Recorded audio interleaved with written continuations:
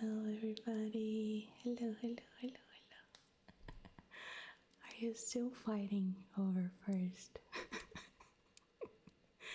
You keep doing that. I'm glad, I'm flattered. How's it going, everybody? Hello, hello. Hi, Jeremy. Hi, Busted. Hi, Nate. Geist. Dark Frost. Cinnabon. Hello, hello. And Pixie. How's it going, guys? Hello. It's great to see you too, as always, Jeremy. How are you all tonight? Let me know if I'm speaking too loud or too low. I need to get used to this because since we're gonna do storytelling, I can't do it whispering, and I don't think soft speaking would be good either. So yeah. What are we reading? Thank you for the beauties. Thank you, thank you, thank you, thank you. We barely started. Thank you so much. Thank you. So, we are reading some classic tales. They're not that classic, to be fair. I don't think they are. But they are based on true experiences. So perhaps maybe you already know these stories or not, because I've heard them, actually watched them on some true crime YouTubers. So yeah. Hi Scam, how's it going? Hello, hello, hello, hello. I am thinking on doing like at least 1 hour of reading, and see how it goes, because like I've never like told a story out loud. I've never read out loud to someone else, so I don't know if my pace will be right. I don't know how long the stories will take, so I'm hoping to read for at least 1 hour, and then after this hour we'll see how it goes, but then we can go back to triggers so we can finish it off the stream with them. How do you guys feel about that? Hi Bossman, I'm doing good. So yeah.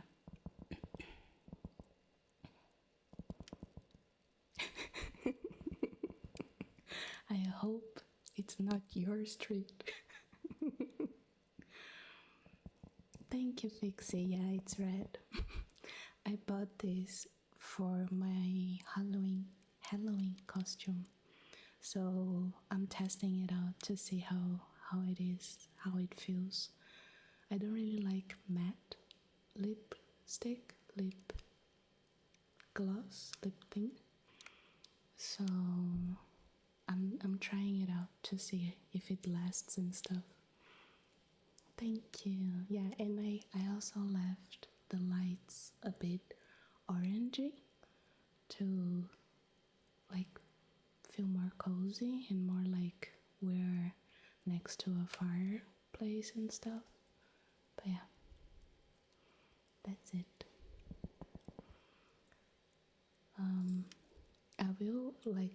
I will warn you, it is my first time doing this, so I don't know if it would be good.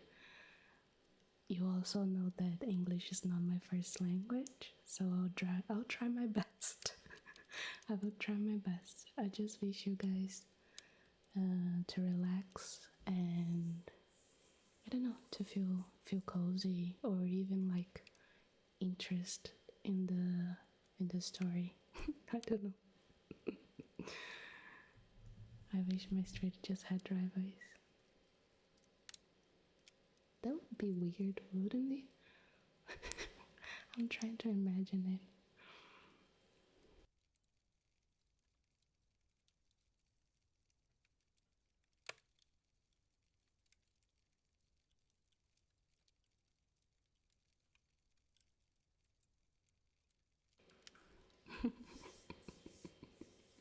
Human is my second language. Yeah, Nate can attest that. Nate is just the same. Alright. Please let me know, like I said, if it's too loud, because then I can turn it down a bit here, because I don't think I'll be able to read everything without actually talking. So yeah, please let me know before we begin. I wish I had a hot chocolate or something here, but it's so hot. It wouldn't be good.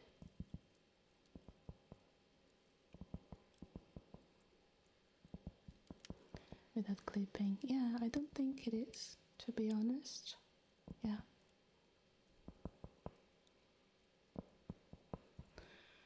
I wasn't checking, but I think it's good. I'll turn it down a bit more. Post send. Yeah, let's see if I'm good at it. I don't know. You guys feel free to give feedback, but please be kind. We can also like finish this in the middle. It's totally fine. Scream at me. I can't. I don't have the power to do that. Alright, so the first tale that I really enjoyed watching on the video, and I thought, and I read it a little bit just to make sure it was a good storytelling as well, and I enjoyed it. I didn't read it all, but hopefully it will end good. I don't know if you guys heard about okay, Nate, I'm a good lurk, about the book box. You guys heard about this story yet? I don't know if it's very famous or anything. Like I said, I did see it on a YouTube video, so perhaps it's so famous that I don't know about. Jump scare ASMR. Yep. Do you guys know about this one? The book box.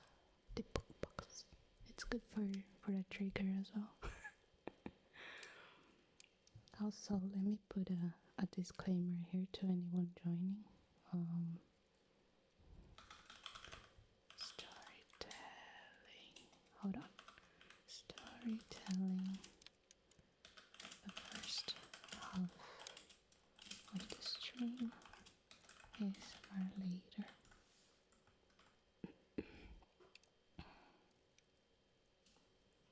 Okay, I'm gonna pin that.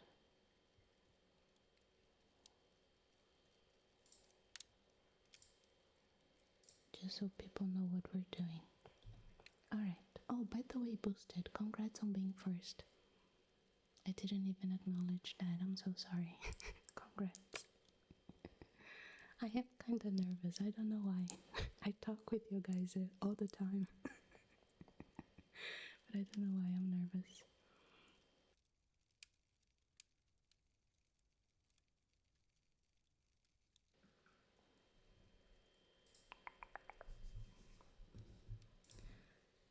And for those wondering, the way to write this, to spell this, is like this. The book box. Okay, Pixie. I'll leave like 2 more minutes, see if dog appears. If not, then I'll start. It's totally fine.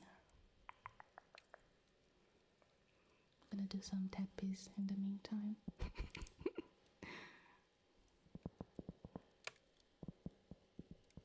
I hope the lipstick is not too distracting, now that I think about that. Hopefully not.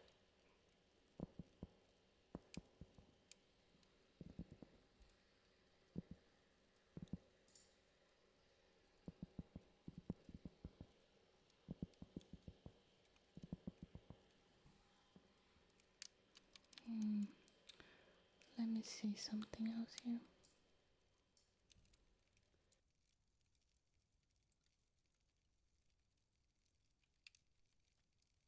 Maybe I'll have to read it like this. Yeah, because then I can actually hear myself better.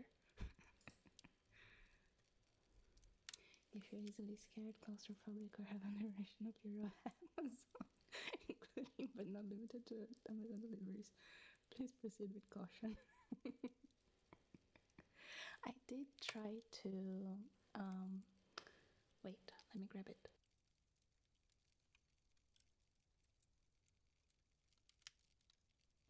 I did try to add the book on my Kindle. This is my Kindle. But I couldn't figure out. It's been a while since I've read it through here, so I don't remember which account I have here and which is on my PC. But anyway, that's why I couldn't do it. But it's still here, going strong. Hi, Mr. Blue. How doing? How you doing? Every time. How doing?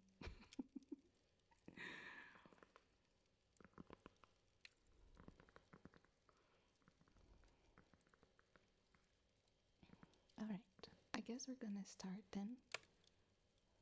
He's not answering. Okay, so we're gonna start. At least it's not in a box. That's true, now that I think about it. You're right. Alright, so I hope you guys don't know about this, but if you do, I hope it's a good storytelling anyway. I'm doing good, Mr. Boo. Thank you. I hope you feel better soon. Alright, let me clear my throat one last time. Alright, so the story is the debug box. I even searched it online to see how to say this word because it is a Jewish word. I hope I'm saying it right. So, the debug box. In the year 2003, Kevin Manus reigned. I started already, sorry. Reigned as the proprietor of an enchanting antique emporium nestled in the heart of downtown Portland, right beneath the majestic Burnside Bridge, which stood as the revered gateway to the city. As the owner of this esteemed establishment, Kevin found himself perpetually immersed in the world of yard sales and estate sales, ceaselessly seeking the next treasure to grace the shelves of his beloved shop. One fateful day, news of an estate sale reached Kevin's ears, emanating from the abode of a recently departed woman. This remarkable lady had lived a long and storied life, reaching the remarkable age of 103. She had endured the horrors of the Holocaust, emerging as a survivor, and now her cherished possessions were to be dispersed among eager buyers. Intrigued by the prospect, Kevin ventured forth to the house, his curiosity ablaze. Upon arrival, Kevin beheld a peculiar sight. The organizers of the sale had chosen to bundle the items into various lots, grouping them together based on their similarities. Each lot was then presented as a unified entity, with potential buyers bidding on the entirety of the collection rather than individual pieces. Amidst this peculiar arrangement, Kevin's attention was captivated by a specific lot, known as Lot 29. Within its confines lay a couple of diminutive tools that Kevin deemed worthy of his shop's inventory. However, it was the presence of a mysterious box that truly ensnared his imagination. The box, adorned with a simple label that read "Mystery Box," beckoned to him with an irresistible allure. Driven by an insatiable curiosity, Kevin resolved to place a bid on Lot 29, determined to claim the enigmatic box as his own. The bidding war ensued, and to Kevin's delight, he emerged victorious, securing the coveted lot. A surge of elation coursed through his veins as he contemplated the secrets concealed within the confines of the box. As Kevin began the process of transferring the contents of Lot 29 into a sturdy container, he found himself engrossed in the task at hand. Oblivious to his surroundings, he loaded his newfound treasures into the back of his car. It was at this moment that a voice from behind shattered the tranquility of the scene. "So, you've chosen the debug box, have you?" The voice intoned, dripping with a mixture of curiosity and foreboding. In that moment, as Kevin stood in his antique shop, Kevin's mind wandered back to his childhood. Memories of fear and caution flooded his thoughts, for he had always been haunted by the terrifying presence of debugs. These malevolent spirits from Jewish folklore had cast a shadow over his upbringing, with his parents warning him of their wrath. "Beware, Kevin," they would say, "or the debug's curse shall befall you." Growing up under the weight of this fear, Kevin's curiosity had been piqued. The mention of a debug box by the woman he had just encountered ignited a spark within him. He turned to face her, his eyes filled with intrigue, and asked, "Did you truly refer to this box as a debug box?" The woman nodded solemnly, her voice tinged with a hint of trepidation. "Indeed," she replied. "My grandmother lived in terror of it. She believed it to be a vessel of darkness, one that should never be opened."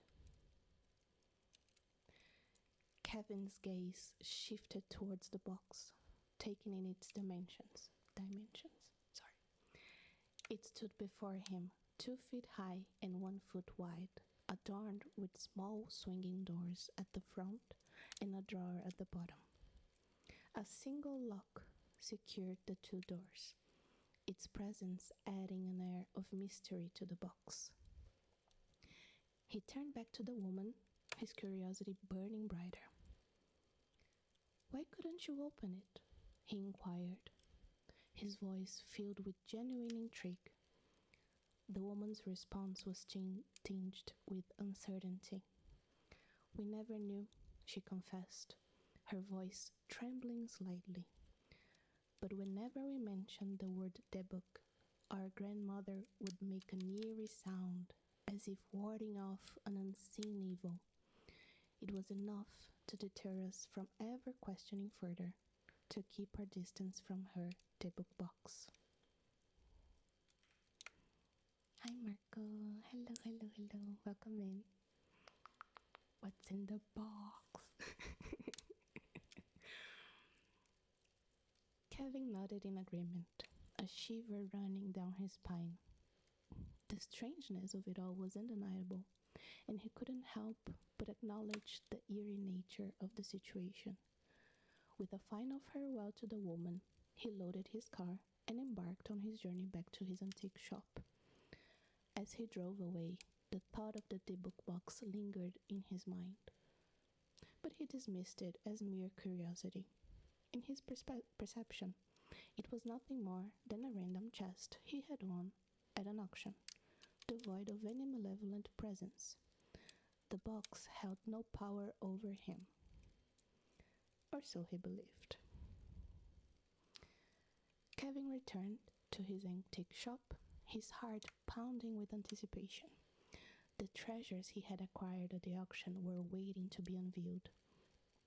With careful precision, he carried them inside, descending into the depths of his vast warehouse.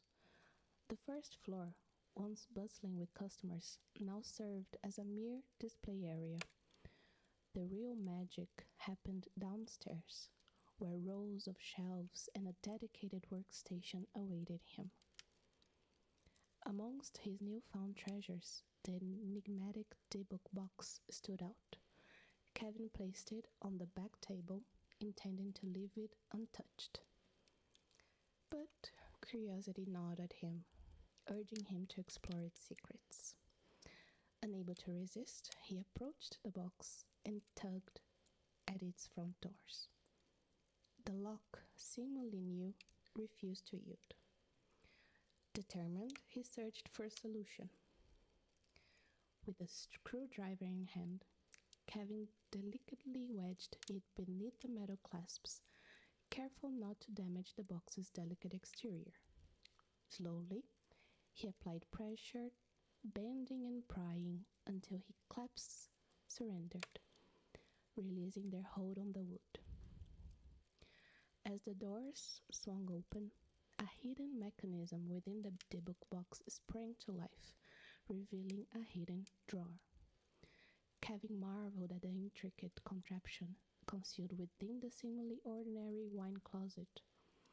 Its complexity, though unexpected, only fueled his fascination. Inside the depths of the mysterious debug box lay secrets of the past, concealed within its ancient confines. Two pennies, weathered by the passage of time, whispered tales of a bygone era. A used candle, its flickering flame long extinguished, held remnants of forgotten moments. Two locks of hair, once cherished and treasured, now held captive in his enigmatic vessel. And there, amidst the relics, stood a small tombstone buried the word Shalom, a solemn tribute to a forgotten soul.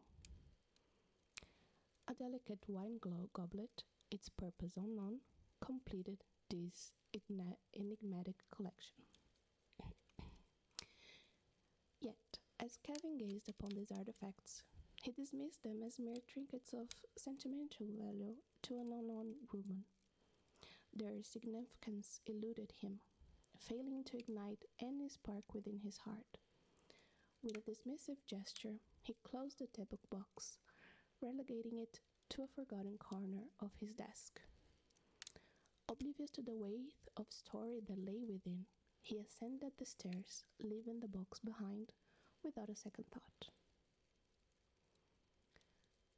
In the realm of the antique shop, Kevin entrusted the responsibility of the store to Jane, a remarkable young woman whose salesmanship was unparalleled. He held her in high regard, recognizing her talents and abilities. Thus, on the following day, as Kevin embarked on his errands, he bestowed upon Jane the authority to oversee the shop in his absence.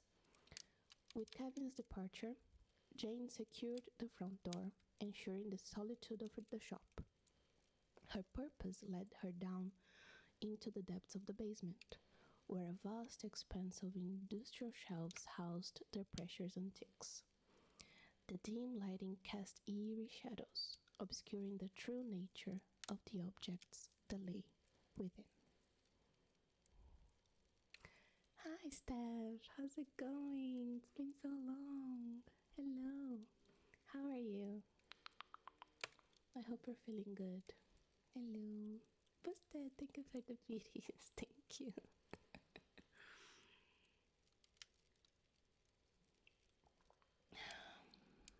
Tonight is reading night stuff. At least for the first part. Oh my gosh, it's your birthday. Congratulations. I mean, happy birthday. I'm sorry, I don't know what I'm talking about. Congratulations and happy birthday, both of them, for you. Happy Australian Stephanie Day. Happy birthday. Happy birthday. I hope you enjoyed your day as best as you can. You deserve all the happiness. Hola, Javi. Hola. How you doing?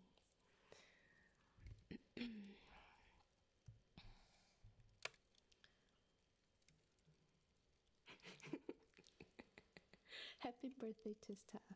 Posted, sent this message. Thank you for the videos. Hi, Cosmo. Good evening. Good evening. Good evening. Oh, oops.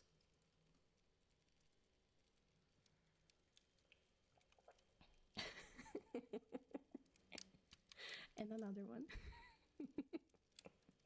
Now it's for Good Evening Cosmo. Okay. Apparently, I'm just sending messages in behalf of Boosted. Thank you for the videos. Thank you. All right, let's continue. Nate is cool to be TBH. I have to read the message. Oh, Pascal.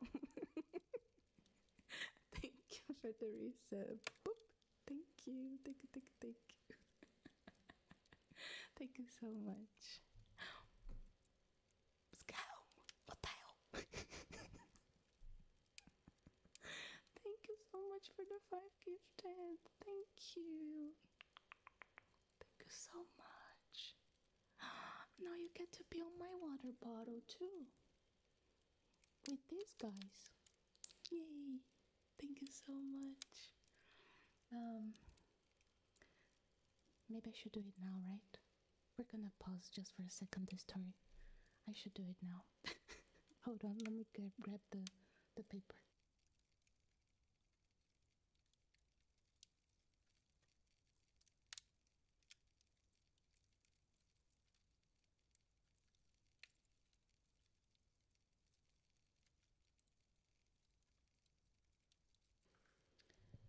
Okay, let's see. I'm gonna turn up the gain again. Alright, I'm gonna go back to whispering. So I won't like burst your ears or something.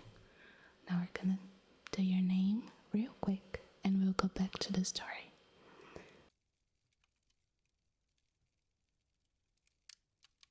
Alright, so I think I can make it fit the whole name here.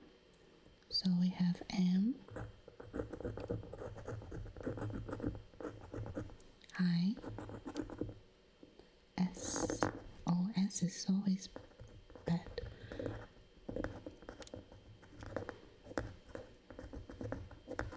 Oh gosh, this S is something. T, E,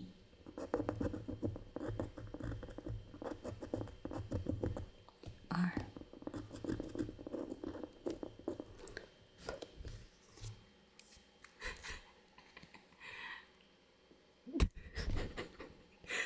Never mind the S, please.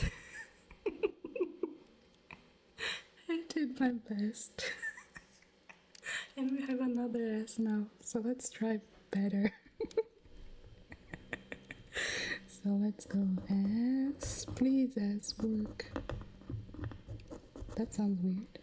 Okay. Oh, no, it's better. Yeah. Okay. I think I figured it out. K.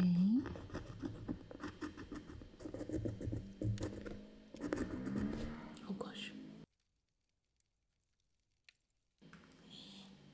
Okay. E. L. F. M.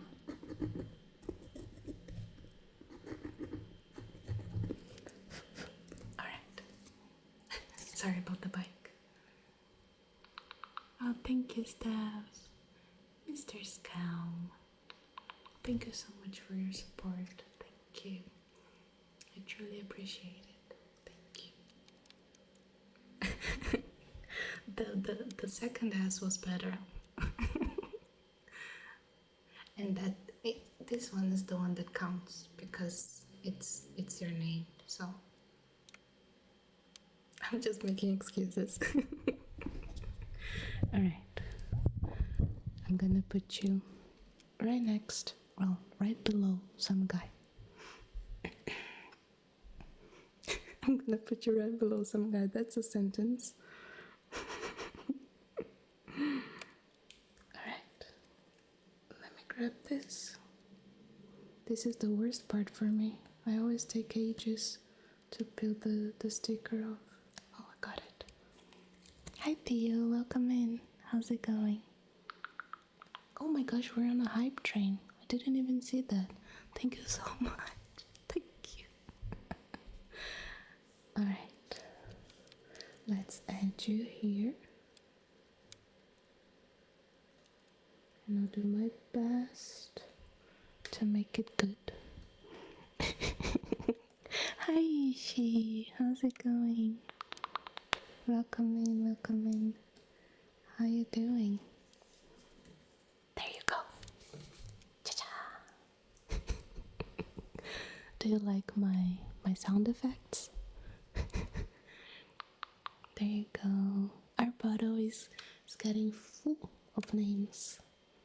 Thank you so much. Thank you, thank you, thank you. And thank you for the hype train. Thank you.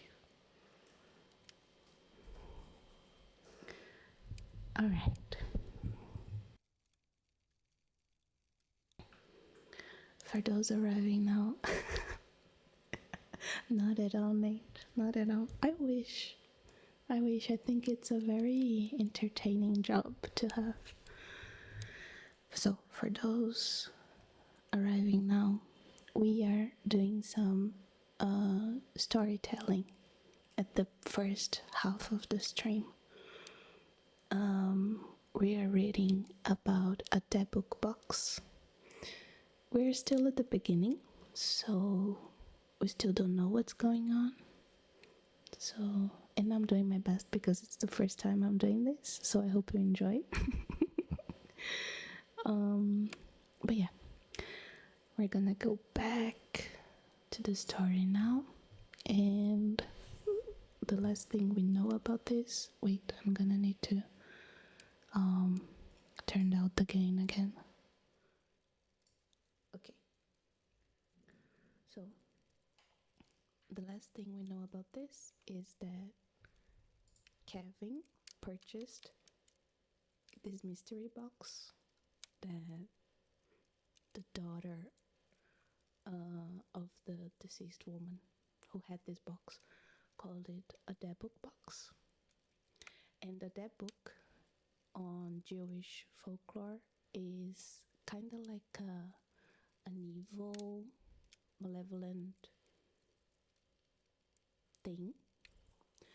So for now, nothing happened. For now. Let's see. Hi, Bunny. Enjoy your night. Yeah, enjoy your night. Boa noite, Octaner. Boa noite, boa noite. Alright. And thank you for the hydrate, Jeremy. Thank you.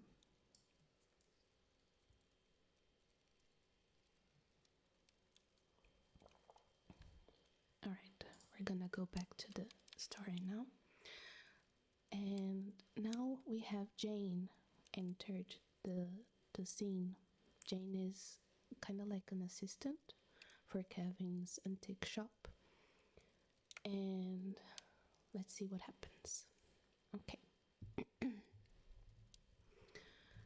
As Jane descended the creaking wooden steps, she ventured into the abyss of the basement, unaware of the mysteries that awaited her. As the dim, flickering lights barely illuminated the basement, casting eerie shadows on the walls, Jane descended the creaky stairs with a sense of unease creeping up her spine. The fluorescent tubes emitted a feeble yellow glow, barely enough to see the shelves lined with ancient artifacts. She cautiously made her way to the back of the room, where the ominous debug box sat on a table, its presence sending shivers down her spine. Despite being a familiar place, the basement felt different that day. A feeling of being watched lingered in the air, making Jen's skin prickle with apprehension. She had never experienced such a sensation before, especially in a place where she spent so much time.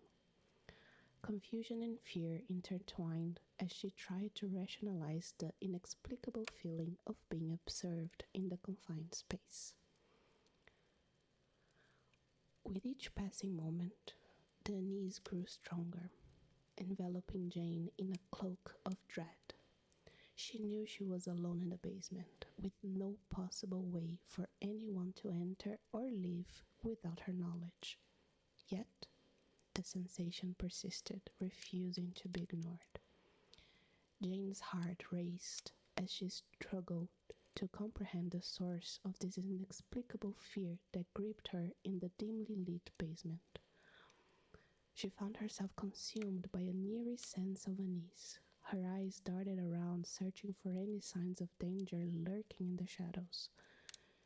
Just as her paranoia began to take hold, a piercing ring shattered the silence. The sound emanated from the landline, positioned ominously at the base of the stairs. Startled, she was abruptly jolted back to reality. With trembling hands, she reached for the phone, only to discover that it was her friend on the other end. As they engaged in conversation, a peculiar noise reached her ears. It resembled the sound of a broom falling against a wall, the wooden stick colliding with the unforgiving surface. The unexpected sound sent shivers down her spine, interrupting her conversation. "I'll call you back," she hastily muttered before abruptly ending the call. Her gaze fixated on the surroundings. She strained to see through the dimly lit space. Standing at the foot of the stairs, she peered down the seemingly endless rows of objects.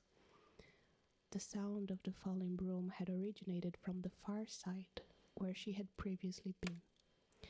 Yet, despite her vigilant search, she found no trace of what had caused the disturbance. Summoning her courage, she took a deep breath and embarked on a cautious journey down the rows. However, before she could make any progress, a deafening crash echoed behind her. Startled, she swiftly turned around, only to witness a fluorescent tube light plummeting from the ceiling, shattering upon impact with the ground. In that moment, her desire to investigate the falling broom evaporated. The dark corner of the basement held no allure for her now. Instead, a newfound urgency propelled her towards the stairs, her sole focus fixated on escaping this unsettling place. Jane's heart raced as she walked through the rows of the dimly lit basement. Suddenly, a wooden chair flew off the shelf, blocking her path. It was impossible for this to happen on its own. Fear gripped her as she realized that someone else was down there with her. With a scream, she leaped over the chair and sprinted towards the stairs. But her horror deepened when she discovered a locked metal door, sealing her fate in this sinister place. Panic consumed her as she realized that she couldn't have accidentally locked it. Trapped and terrified, she desperately shook the gate, calling out for Kevin's help. As she glanced over her shoulder, she witnessed more chaos unfolding in the basement, with lights crashing to the ground. Every nerve in her body screamed for someone to rescue her. With trembling hands, she dialed Kevin's number, hoping he would answer and save her from this nightmare. Meanwhile, Kevin, unaware of the danger, noticed his phone ringing on the passenger seat. As he answered the call, Jane's voice pierced through the chaos, her words filled with hysteria. She frantically explained that someone was wreaking havoc in the antique shop. Kevin tried to calm her down, but the sounds of destruction in the background only intensified his concern. Desperate to help Jane, he asked for her location, only to hear her trembling voice confess, "I'm in the basement." Without hesitation, Kevin urged her to call the police, knowing that time was running out. Wow. Kevin's heart raced as he sped towards his shop, just a block away. Thoughts of danger and uncertainty flooded his mind. What awaited him inside? Would he stumble upon a chaotic burglary in progress? Would he find Jane held captive? Perhaps the police had already arrived. But despite the unknown, Kevin knew he had to reach Jane. He parked outside, his mind racing with questions. As he approached the front door, he discovered it locked. With a sense of urgency, he unlocked it and stepped inside, only to be greeted by an eerie silence. His eyes scanned the first floor, searching for any signs of damage, but found none. He called out for Jane, his voice echoing through the stillness. Tentatively, he ventured further into the store, making his way towards the back. Finally, he reached the door leading to the basement, the same door Jane couldn't open before. To his surprise, Jane was no longer at the top of the stairs. Confusion filled his mind. He hadn't locked the door, and he was the only one with the key. How could it be locked now? Did Jane possess a secret key? And why would she lock it? Did this mean Jane was somewhere upstairs? He called out to her, desperately hoping for a response, but there was no sign of her on the first floor. Realizing the small size of the shop, Kevin concluded that she must be downstairs. With caution, he opened the gate and descended the steps, his senses heightened by the unknown. As he reached for the light switch, disappointment struck as the basement remained engulfed in darkness. Slowly, he turned the corner, revealing a shocking sight. Jane sat motionless in a chair beside a table with a phone, her expression one of disbelief. Kevin approached her, his eyes surveying the chaos that surrounded them. Furniture lay scattered, shelves emptied, and broken glass littered the floor. Yet, Jane remained unresponsive, as if trapped in a state of shock. Now, in this very moment, Kevin's adrenaline surges to unimaginable heights.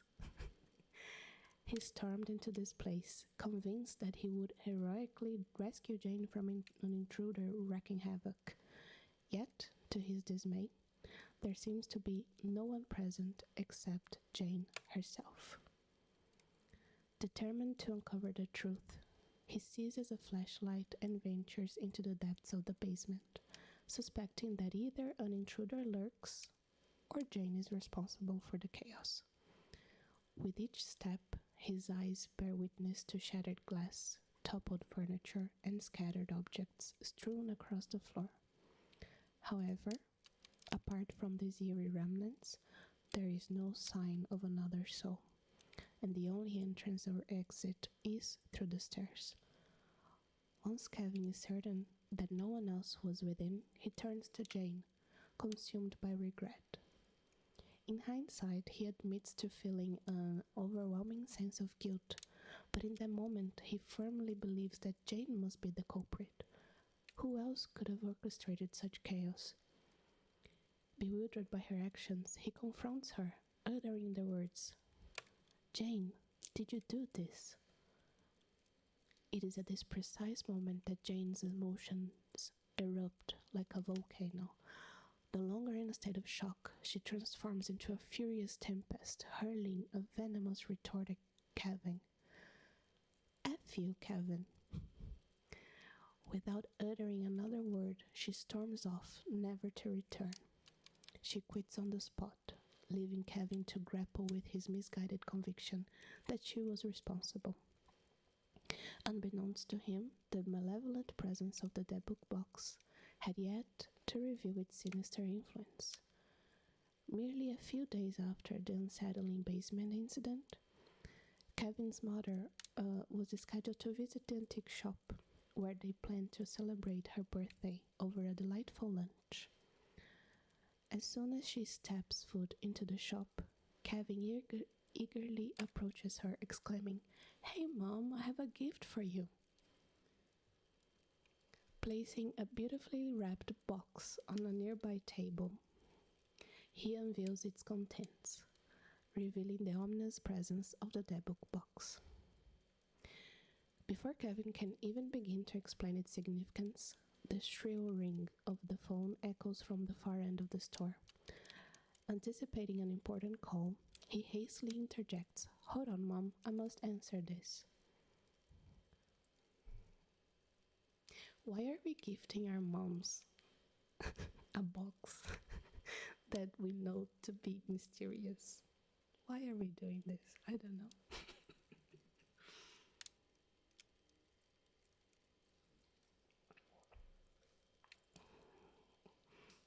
Oh, I know. I know about the dead book because I've grew with this folklore thing. So let's just gift my mom with it. Yeah, sure. Not a problem anymore. Oh my gosh. Hi, Eric. Hello, hello. Welcome in. As Kevin rushes to the back of the store to answer the call, his mother remains seated, fixated on the mysterious box. Suddenly, she can't resist the urge to open it. A wave of terror washes over her as the lid is lifted, rendering her motionless. Kevin, on the other side of the store, is oblivious to his mother's distress until he sees her collapse. Frantically, he calls 911 as paramedics rush to her aid.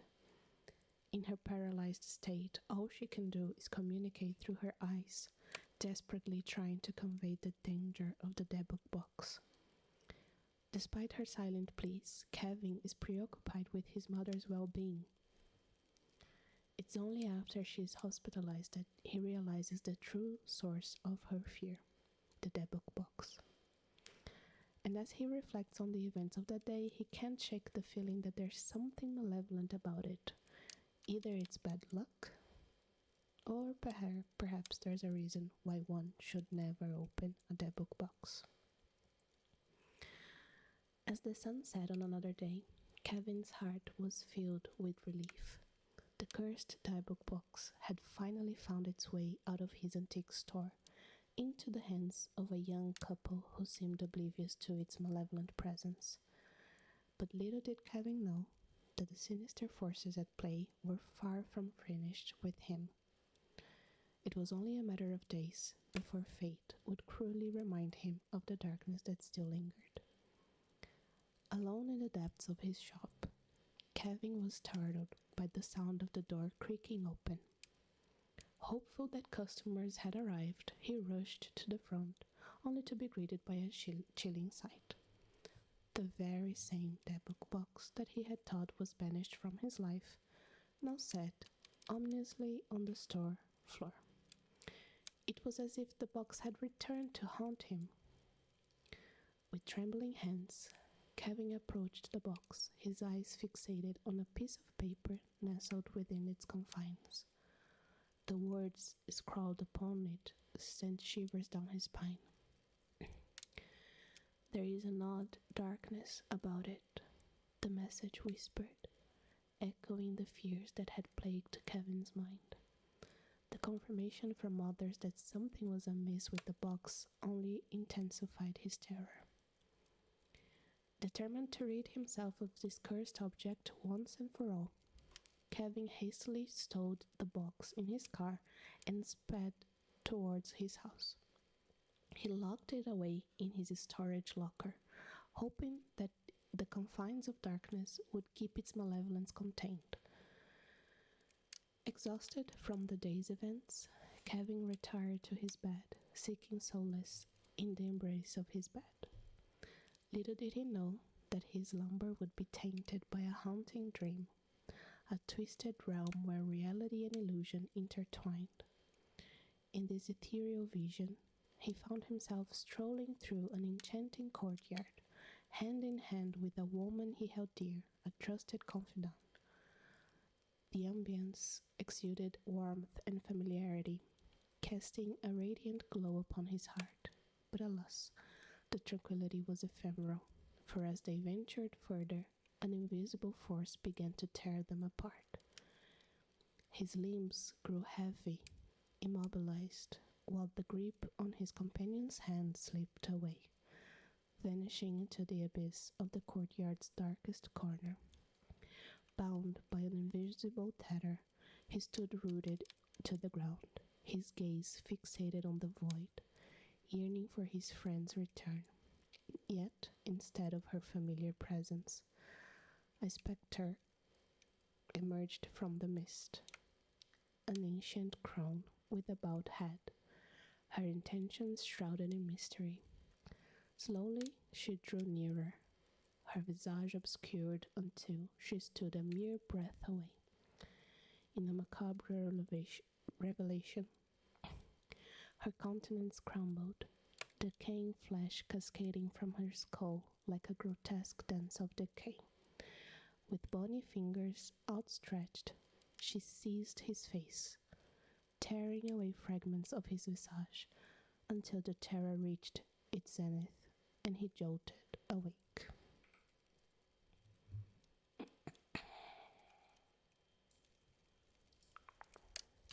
Oi,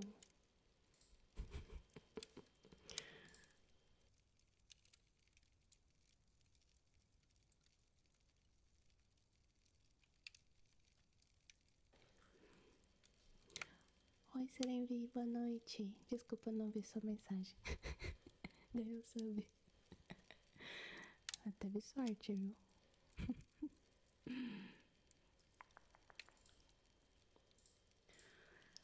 Now we have chapter 2 of the book. Not the box. Well, the box is 2, but the story. Alright. Kevin, trembling with fear, struggled to regain composure within the confines of his bed. Rising, he sought solace in the bathroom, yearning for a mere sip of water to quell the inferno of his nightmares. Yet, as he passed the mirror, his eyes beheld a chilling sight. Unseen before, his shoulders and arms bore marks, akin to bruised imprints. His mind recoiled, desperately seeking refuge in the notion of coincidence. No, he whispered, his voice trembling. This cannot be linked to the dream. How many chapters? For this story, there's only one left. This one that I'm reading. It is a short story, I think. But then we have a couple more, if you guys are willing to listen.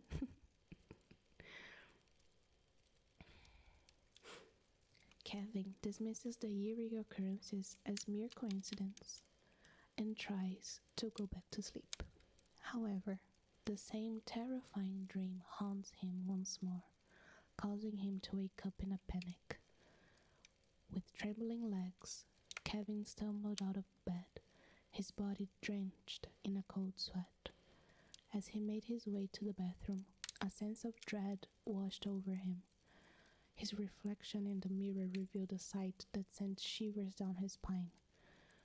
Bruises, like dark shadows, now marred his skin. They sprawled across his back, his arms, and even his neck, leaving a trail of crimson marks in their wake. A chilling realization gripped Kevin's mind, intertwining with the tendrils of fear that coiled within him. It couldn't be a mere coincidence, no. It had to be the debug box, the cursed artifact that now resided in his backyard. The dreams, the bruises, the marks on his body, they were all connected to its malevolent presence. Determined to rid himself of this sinister force, Kevin resolved to part ways with the accursed box. No longer willing to endure its haunting grip, he turned to the only solution he could fathom. The debug box would find a new home, far away from his troubled existence. In a twist of fate, two college students named Sam and Brian stumbled upon the eBay listing for the debug box. Intrigued by Kevin's detailed account of the supernatural occurrences that had plagued him, they saw an opportunity to delve into the realm of the paranormal. Eager to test the boundaries of their beliefs, they wasted no time in purchasing the box. Hi dog, boa noite. Hello, hello, hello. Weeks later, as the package finally arrived at their doorstep in Missouri, Sam eagerly awaited its arrival. Brian, still engrossed in his studies, was absent from the scene. With bated breath, Sam unwrapped the package, revealing the ominous presence that lay within. The debug box, now perched upon the kitchen table, seemed to emanate an otherworldly aura, as if it held the secrets of 1,000 restless souls.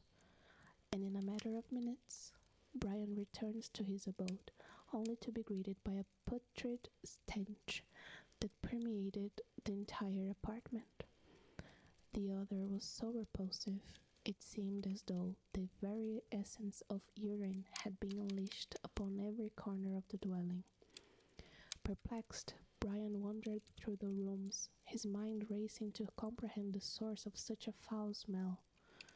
Eventually, he found himself in the kitchen, where the stench was most potent.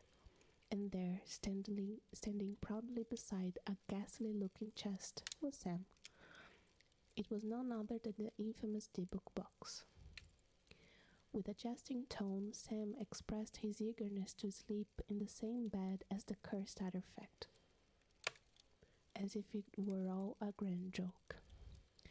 To further document their experiences, Sam had even set up a blog intending to chronicle every event from the moment they acquired the debug box until they rid themselves of it, or until something untoward occurred. For the initial 2 weeks of possessing the box, nothing out of the ordinary transpired. However, when Sam began parading the debug box around during their raucous parties, where revelers carelessly spilled beer on it, opened it up, and made jests at its expense, a peculiar shift began to manifest within their abode. It commenced within their technological devices. Sam's laptop crashed, its hard drive rendered irretrievable, forcing him to procure a replacement. Curiously, all their watches ceased to function while inside the house, defying any attempts to rectify the issue. Their Xbox refused to power on, yet miraculously sprang to life when transported elsewhere. It simply refused to cooperate within the confines of their home, and the toaster, once activated, would swiftly reduce any contents placed within it to ashes. These technological tribulations were not only exasperating but also inexplicable. Strangely enough, neither Sam nor Brian seemed to connect these occurrences with the malevolent influence of the debug box. The debug box dog. It wasn't until the light bulbs in their house continued to burst in the dead of night, signaling the beginning of a nightmare. With each burst bulb, a wave of fear washed over them, as if the curse of the debug box was coming to life. The relentless cycle of replacing bulbs only to have them burst again left them in a perpetual state of darkness. The situation took a turn for the worse when a swarm of insects invaded their apartment, drawn to the malevolent energy emanating from the box. The room became a breeding ground for creepy crawlies, making it impossible to stay. Despite the horror, the boys found a twisted sense of satisfaction in the attention their haunted dwelling received on campus. They clung to the debug box, relishing in the notoriety it brought them. But their false sense of bravado quickly crumbled when Sam's hair started falling out, accompanied by terrifying visions of a ghostly old woman. The spectral presence haunted him relentlessly, pushing him to seek refuge in Brian's room, the only place where he felt a semblance of safety. Yet, as he perches upon the bed, his eyes behold the shadowy figures looming on either side of him throughout the night. Despite the allure of their captivating block, the weight of the darkness becomes unbearable, compelling them to cast away the accursed debug box. Thus, they cast it upon the digital marketplace of eBay, where it swiftly finds a new owner in the form of a man named Jason, a museum director from a distant university in Missouri. Enthralled by the tales spawned on Sam's blog, Jason eagerly acquires the box. With great anticipation, the boys dispatch the box to its new custodian, who receives it amidst the hustle of a workday. Jason stows the package in his vehicle, ascending to his office to toil away at the hours. As twilight descends and the office empties, he retrieves the package, unveiling its contents upon his desk. Determined to scrutinize the debug box as he would any other artifact, Jason embarks on a meticulous examination. He captures images from every angle, illuminating the box with a black light to reveal traces of wax, hinting at its dark past. With a deep breath, he positions himself before the box, unlocking its secrets with a deft hand. Yet, to his dismay, the box remains silent and still, failing to unleash the promised haunting. A wave of disappointment washes over Jason, as he had expected the supernatural to spring forth upon opening the accursed box. After an intense gaze and a thorough examination of the contents within, disappointment washed over him like a tidal wave. The pennies, the Shalom statue, and the locks of hair held no significance, leaving him utterly deflated. This was nothing more than a cruel deception, a mere charade. The chest, once filled with promise, now revealed itself as a mere vessel of emptiness. With a heavy heart, he closed the lid and placed it upon a different desk, not his own, but rather a table shared among colleagues in their shared office space. He hoped it would serve as a conversation starter, a captivating exhibit of curiosity. The following day, his colleagues entered the room, and he seized the opportunity to enlighten them about the enigmatic debug box. He delved into its haunted history, recounting tales of illness, strokes, and even insects that had emerged from or sought refuge within its eerie confines. His colleagues, initially intrigued, regarded it as nothing more than an intriguing anecdote. Little did they know that the presence of the debug box would soon unleash a series of inexplicable events. Their once reliable electronics began to falter, their computers crashing without warning. Light bulbs flickered and died, forcing them to acquire an abundance of replacements, a task previously unheard of. The room, now housing the enigmatic box, became a breeding ground for darkness as the light bulbs succumbed to its sinister influence. And then, thank you. And then, as if a curse had been unleashed, Jason's co-workers fell ill, pointing their fingers at the malevolent box.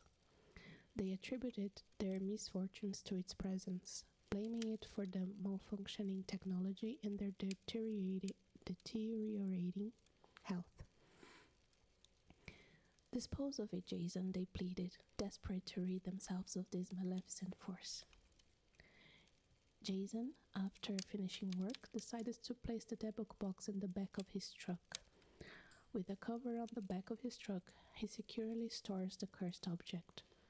Upon arriving home, he hesitates to bring it inside, as it felt strange to introduce such a malevolent item into his living space. Given that his co-workers had insisted on him removing it from their vicinity due to its negative effects, he opts to leave it in his truck overnight, planning to address it the following day. After greeting his family, Jason eventually retires to bed, leaving the mysterious box in his truck. To comprehend Jason's situation, one must first grasp the layout of his residence.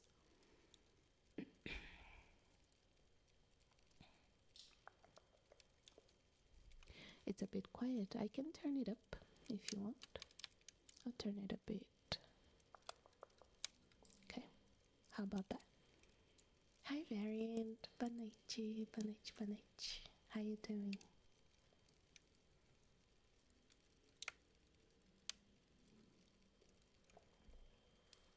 I can turn it up. I'll turn it a bit more then. There you go. Hi Brawling, hello, oi oi. How's it going?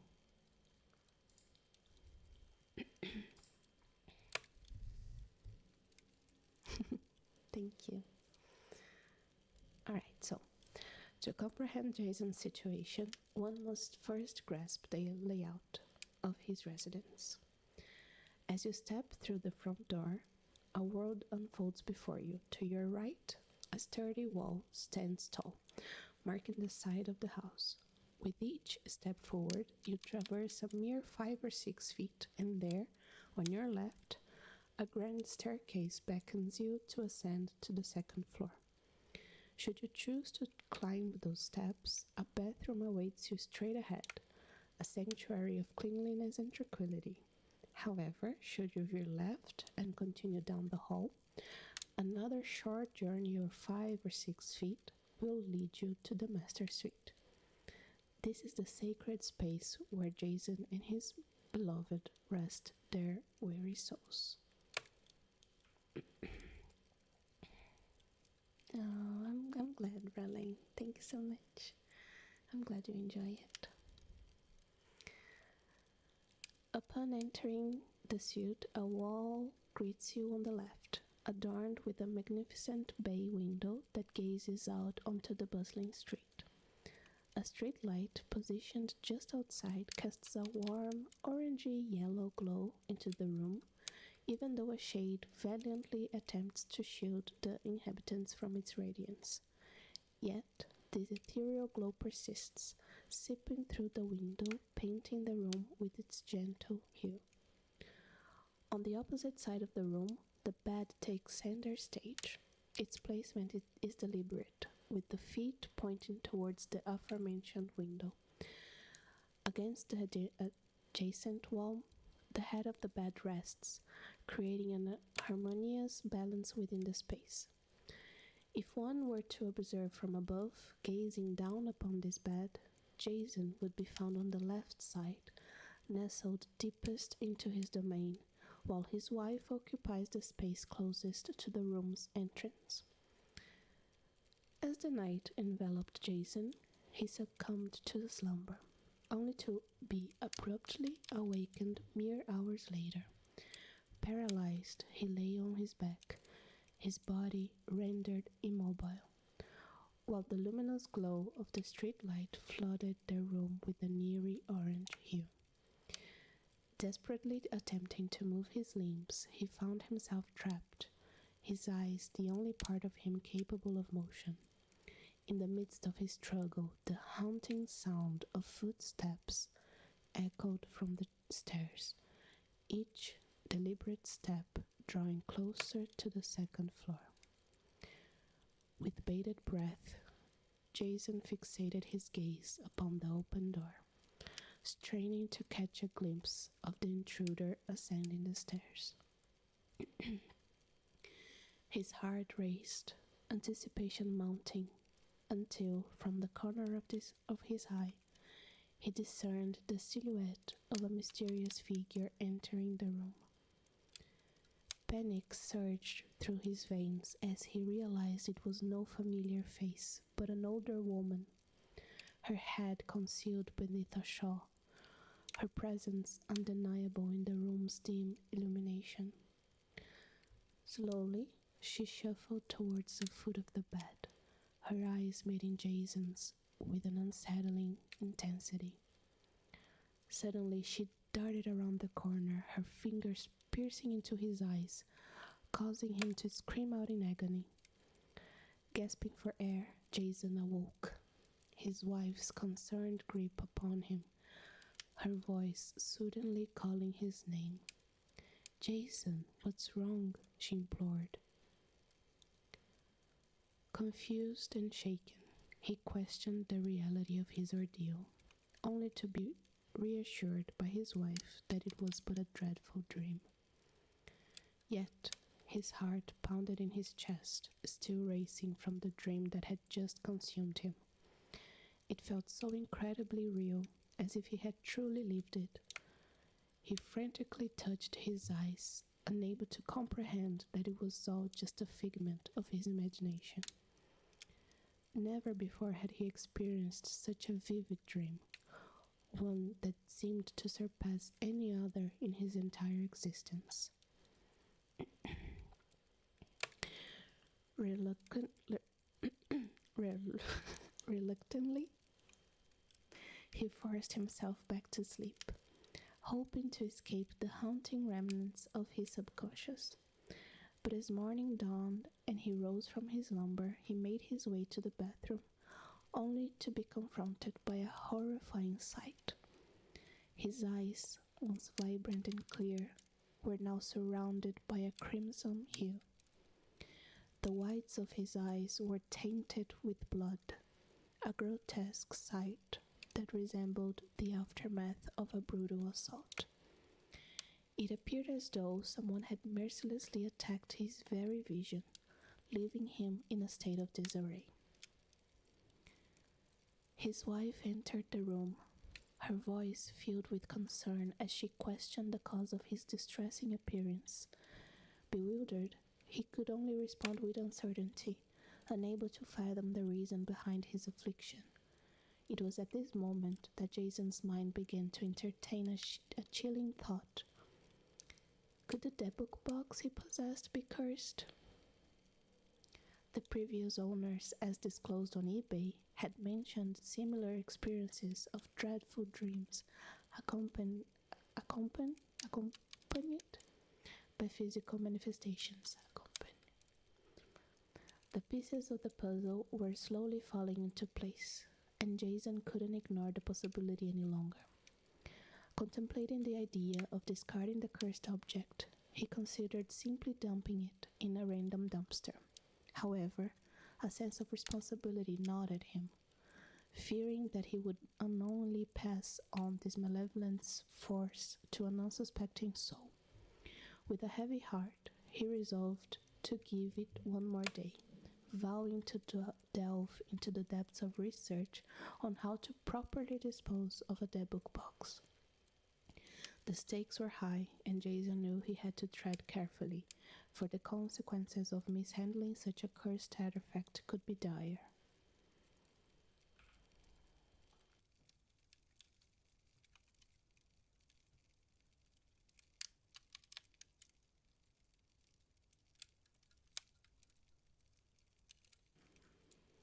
On that fateful night, when the moon hung low in the sky and darkness enveloped the world, Jason returned from his toilsome work. Weary and burdened, he concealed the ominous debug box within the confines of his truck. Wait, I think I just read that. No, I didn't. Okay. That sounds very similar. Shrouded from prying eyes in the sanctuary of his driveway. As he ventured inside his abode, the warmth of his family's presence embraced him. Gathering around the table, they partook in a meal, their laughter and conversation filling the air. Yet, little did they know that an unseen malevolence lurked in the shadows, biding its time. Settling in the TV room, Jason and his son sought solace in the flickering glow of the screen. A tranquil silence descended upon them until a whisper from his son shattered the serenity. "Dad, who is that?" his son uttered, his finger pointing towards an unseen entity. Jason's gaze followed the direction, only to be met with a chilling sight. Standing behind him was the very woman who had haunted his dreams, the one who had mercilessly gouged out his eyes. In an instant, she vanished into thin air, leaving Jason bewildered and his son trembling with fear.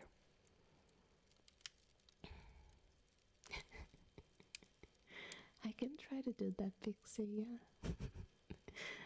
I'm glad you're enjoying it. Their eyes locked, a silent understanding passing between them. Jason knew his son had witnessed the same apparition? Confirming the existence of this malevolent force. Urgency consumed him, and he clutched his son tightly, summoning his wife with a desperate cry. The gravity of the situation demanded immediate action. As his wife descended the stairs, confusion edged upon her face. Jason's voice trembled with urgency. "We must leave this house at once," he declared, his words laced with a sense of foreboding. Sensing the gravity of the situation, his wife agreed without hesitation. They swiftly made their way to her car, their hearts heavy with trepidation. As they embarked on their journey, Jason unraveled the sinister tale of the debug box to his wife. He recounted the nightmarish encounter he and their son had endured, the woman from his dreams manifesting before their very eyes. Fear gripped their souls, but they knew they had to confront this evil. Their plan took shape amidst the darkness of the night. Jason would return to their home, retrieve the accursed debug box from his truck, and transport it to their vacant rental property on the outskirts of town. There, in the desolate basement, it would remain until they find a proper way to dispose of the cursed box. Jason embarked on a treacherous journey, driving the cursed object several miles away from the safety of the town. The rental property they owned stood abandoned, a desolate sanctuary where no soul dwelt. Carefully, he descended into the depths of the basement, a place where darkness thrived. There, he imprisoned the malevolent entity, sealing its wickedness away. However, the weight of the burden did not dissipate. Fear gnawed at their souls, for they knew that the curse of the debug box could not be ignored. They could not simply cast it aside, for the repercussions would be dire. If this cursed artifact was indeed real, then it was their duty to prevent others from falling victim to its malevolence. They had to find a way to contain it, to destroy it. Jason returned to his humble abode, seeking solace in the embrace of his family. Little did he know that the night would bring forth a glimmer of hope. With determination burning in his eyes, he scoured the depths of the internet, seeking the original owner of the debug box. Kevin, the one who had once possessed this accursed relic, became his beacon of salvation. In the darkness of the night, Jason reached out to Kevin, his voice trembling with anticipation. The connection was made, and their words intertwined, forming a pact of shared purpose. Kevin, understanding the gravity of the situation, agreed to aid Jason in their quest for redemption. Together, they would find a way to rid themselves of this malevolent force. The following day, Kevin, the guardian of antiquities, returned to the house where the debug box had first entered his possession.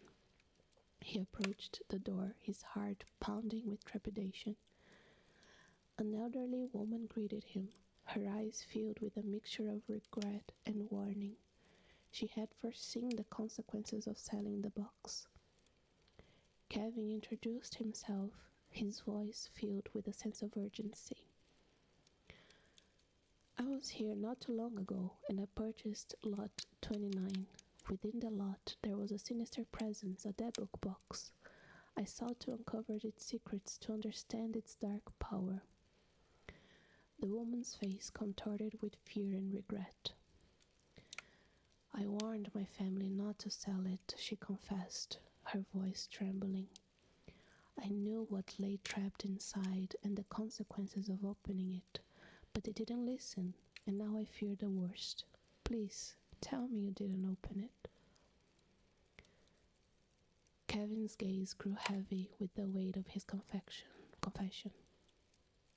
I did, he admitted, his voice filled with a chilling certainty. He proceeded to recount the horrors that unfolded, the malevolence that seeped into the lives of all who possessed it. He spoke of the subsequent owners, their lives plagued by misfortune and despair. Now, Jason in Missouri finds himself ensnared in its clutches, desperately seeking a way to rid himself of this cursed artifact. Sophie, her voice filled with a mix of fear and determination, interjected.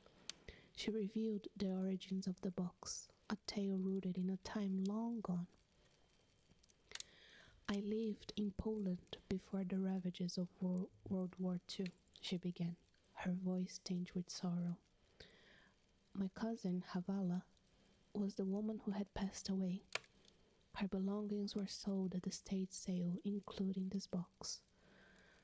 Sophie continued, her words painting a picture of a bygone era. Sonses and attempts to communicate with the dead were all the rage back then, she explained. We would gather, Havala, our mother and I, and engage in these activities for amusement. Havala even crafted an Ouija board, stitching letters onto a blanket. We would place it over a table, holding a pendant suspended by a chain.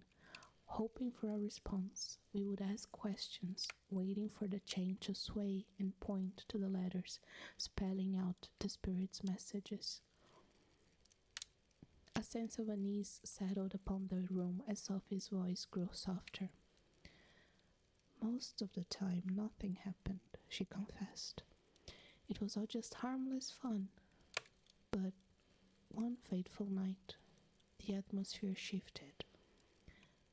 The chain grew rigid, pointing insistently, spelling out the words, "Release me, release me, release me."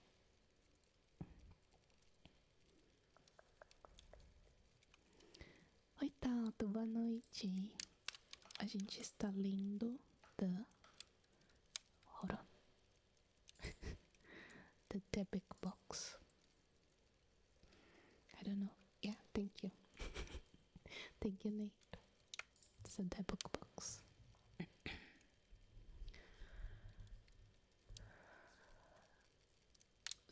Sophie's words echoed through the room, her voice filled with a mix of disbelief and fear. The women, initially incredulous, soon felt the weight of worry settle upon them. They couldn't ignore the possibility that this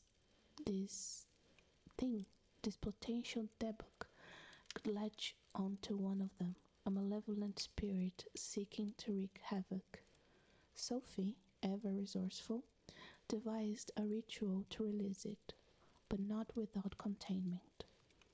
They crafted a wine box, a vessel to confine the debug, sealing it away from the world. And so, the debug box was born, the very same one that found its way into Kevin's possessions. When Kevin informed Sophie that the box had already been opened, her response was swift and urgent. "You must contact a rabbi," she insisted. Knowing that only a spiritual guide could navigate the treacherous path ahead.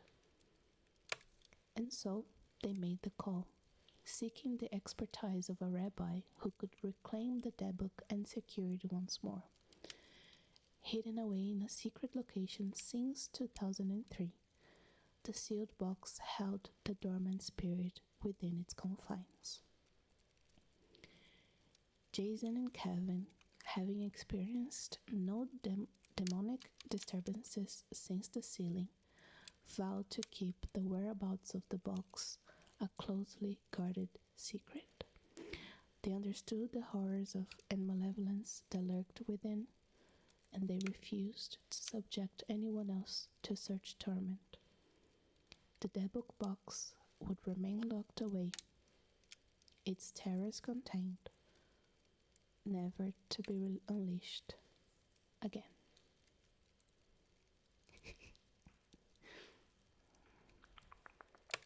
Hola Spartan, buenas noches. ¿Cómo estás?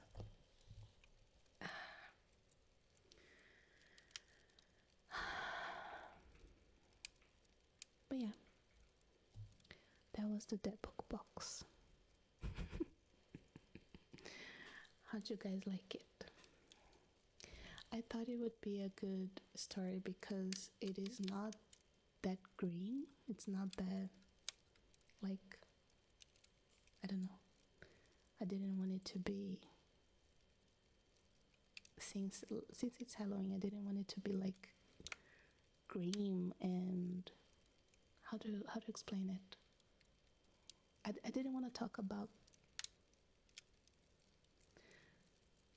bad things like deaths and blood and body parts and things like that. I didn't want to do that.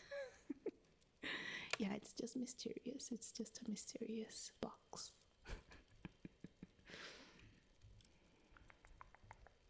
Yeah. I could see. Yeah, I did. I can't not react. I am a reactioner. Hi, Ninebirds. Hello, hello, hello. How's it going? Thank you for listening, guys. Thank you.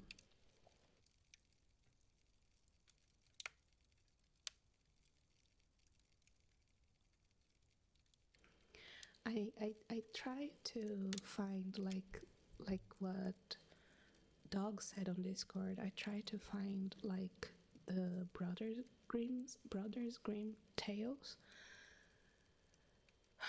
but I don't know. Sometimes it felt kind of childish, and other times it felt kind of too much. So I was like, I don't know. And then sometimes it had like those classic English, like art though something something, and I was like, yeah, I don't think I can do this. So I thought it was kind of like a mysterious and simple story for us to try.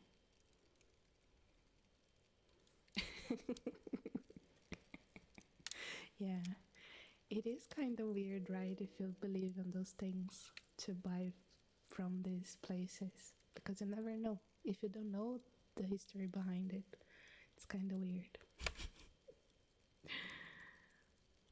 But yeah, I hope you guys enjoyed it. I am glad that it was exactly like an hour or a little bit over than that, which was what I was hoping for, because I was kind of like testing it out alone to see my reading pace, if it was good or not. And I read so quickly. I was like, oh my gosh, how am I gonna do this? But I think I was okay. But yeah, maybe we can add some more later, like in other streams or something like that, because I also don't want to not have a trigger request time. So I think we're good for tonight. How'd you guys think? How'd you guys feel? I think it was okay for my first time. Yay! Alright. And I didn't stutter a lot. There were some words that I was like, how do I say this? Because sometimes I knew it in Portuguese, and I probably read it in a Portuguese accent. Thank you guys. You guys are so supportive. Thank you so much.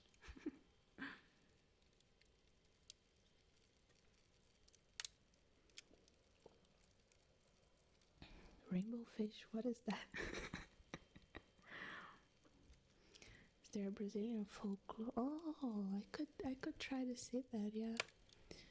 To be fair, it was kind of hard to find good spooky stories because sometimes I would stumble upon like kids books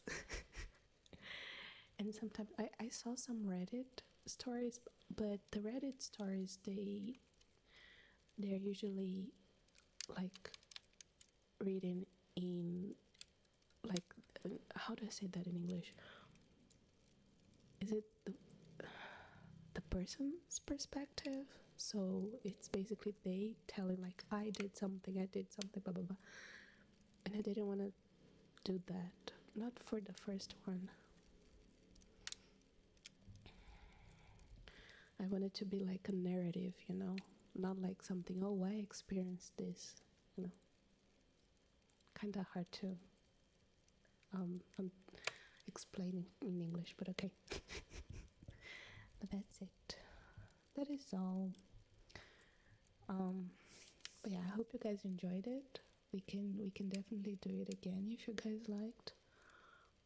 Maybe in a different stream after Spooktober or something. We can also read other kinds of stories and such.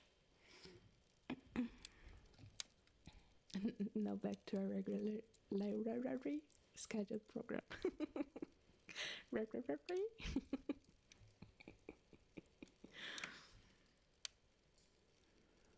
That's me. That's me reading. All right. No, please don't. I'm gonna unlock the trigger quests again with the channel points. There were some that I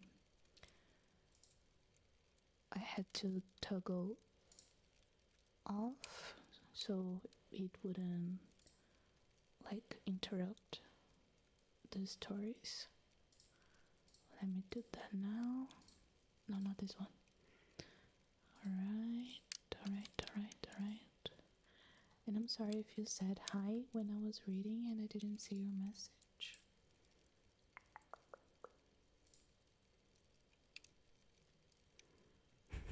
No, Puddle. I know how to say Puddle, I think. I think. No, I'm not even sure anymore. Oh, an egg chase. Let's go.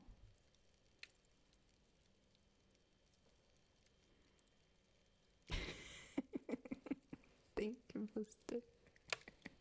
Thank you so much. It almost sounded like you were rapping. It felt like a rap, like a lyric or something. Yeah. Alright. Let's do Pixie's name trace. I just have to open everything back here for our usual schedule. Okay. And I'm gonna just update the stream's title. I'm gonna just say storytelling done. Back to scary triggers. There you go. Jackbox.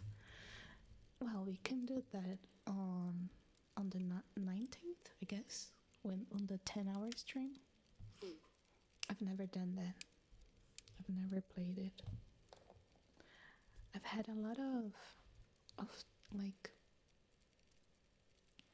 games that would be fun to play with you guys. There's Among Us, there's Jackbox Party, there's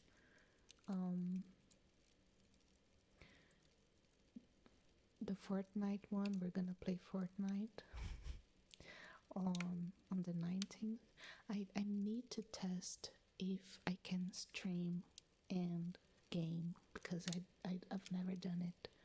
I am promising all these things, and when it comes the day, I'll say, guys, I'm not gonna do it because I can't. Imagine. But yeah. Alright.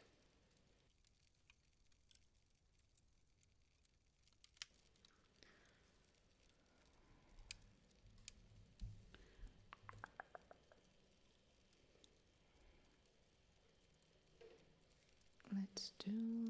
Now, should I'm gonna try to do the soft speaking, or maybe back to whisper. What you guys think? I believe in your PC thinking, man, but I'm gonna need that.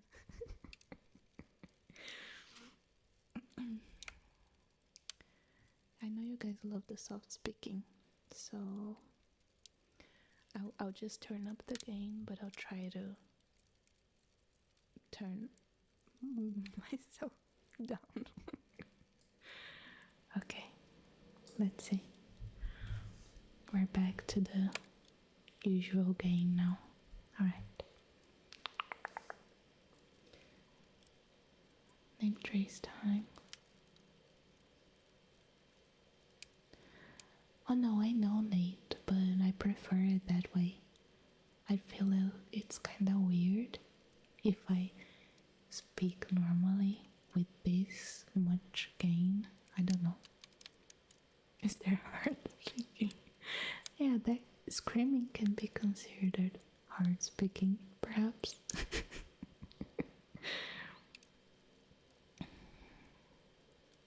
Yeah.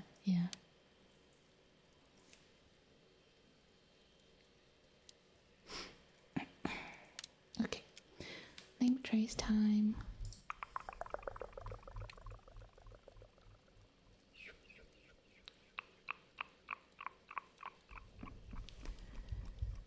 B. U.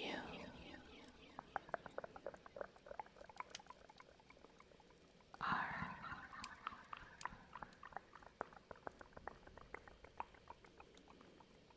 B.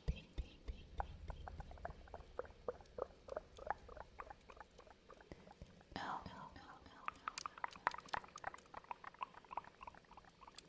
E. P.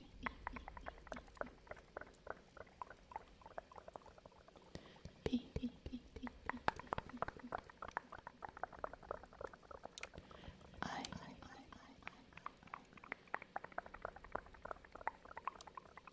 X. I.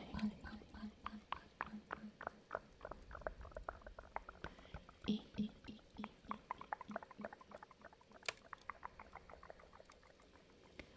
9.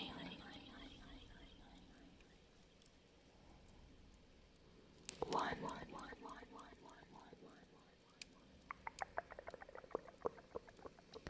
Purple pixie. Purple pixie.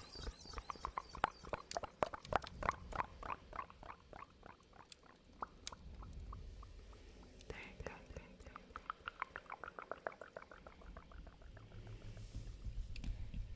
I'm still learning how to do the name trace backwards. That's why I stop sometimes with it. Sorry. Alright, now we're gonna go for fidget spinner for Mr. Jeremy. Echo.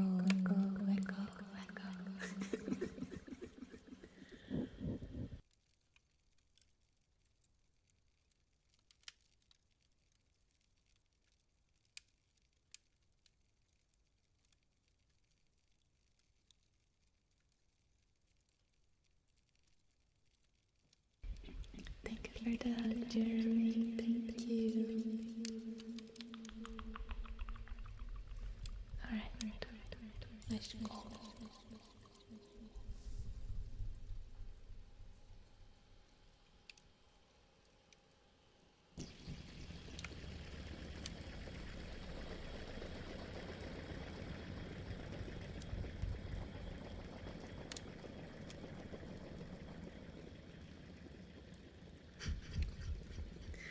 have a good roommate.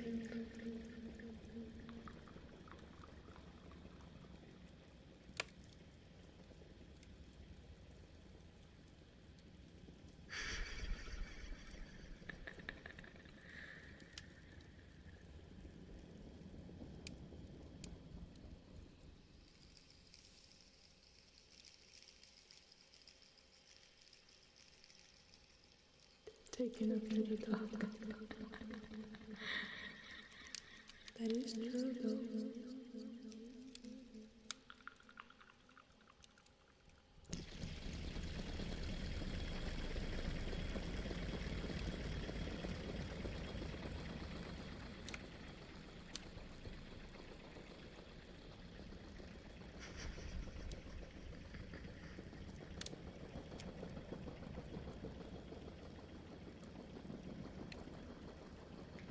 Do you think it works, dog? Wouldn't it be kinda confusing? Perhaps.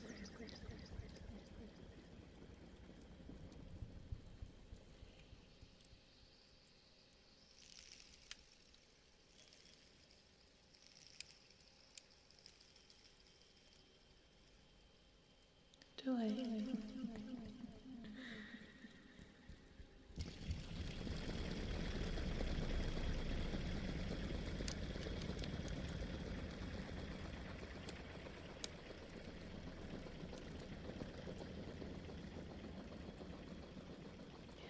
That's it.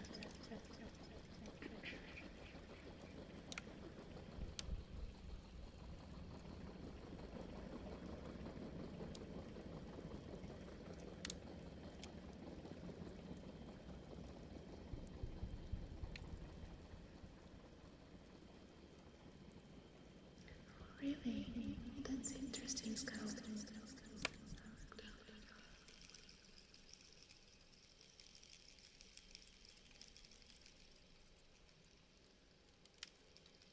Oh, that's so nice.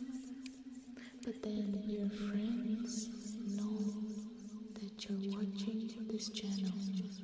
Is that right?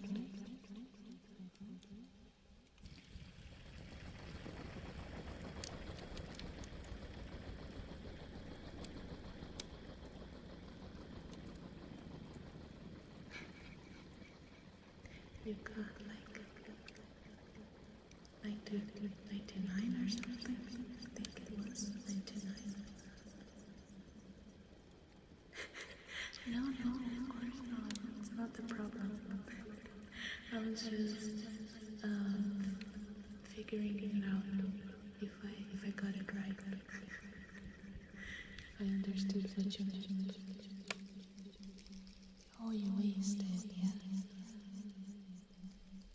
I thought it was 99%.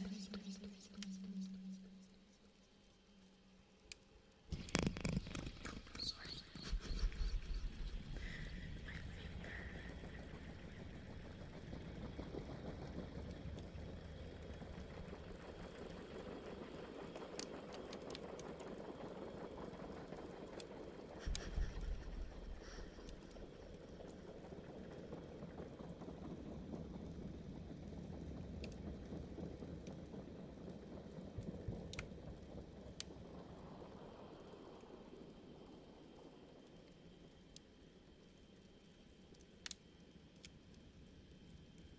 Oh, that's good, that's good. I only knew about games and Spotify. Think of her hydrate instead. I'll do it in 30 seconds.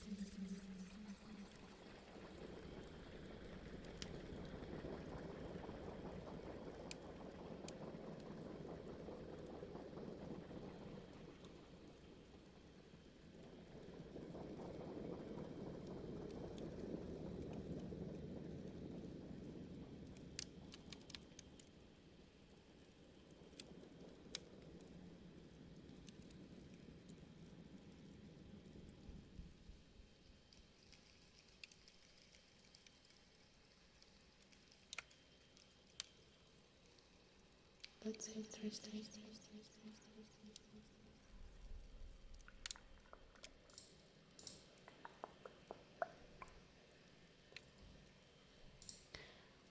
billboard you're talking about? I saw your message before, but I was like,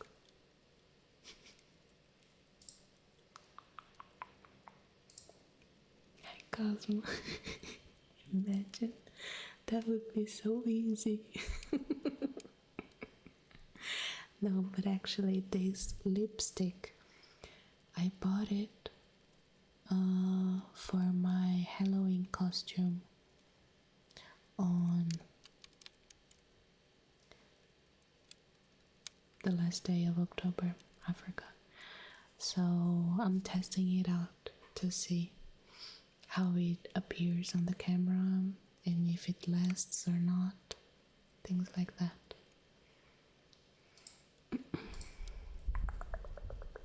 Billboard. Oh, by the way, thank you. Thank you so freaking much for not teasing me on how I say some words when I was reading. That means a lot.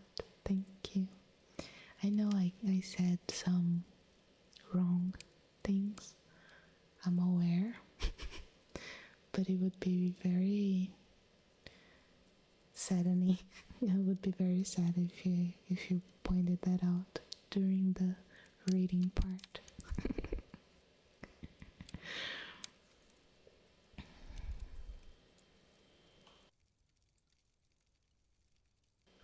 And to be fair, as long as it was relaxing, like as relaxing as a mysterious box can be, then I did my job. Hi Junior, ¿cómo estás? Estoy bien, ¿y tú? Buenas noches. Thank you, Cosmo. Thank you. Alright. I think I need to turn the fire down a bit because I turned it up for the reading.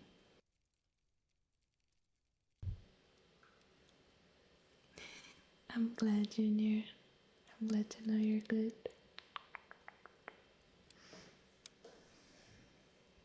Alright. What to do now?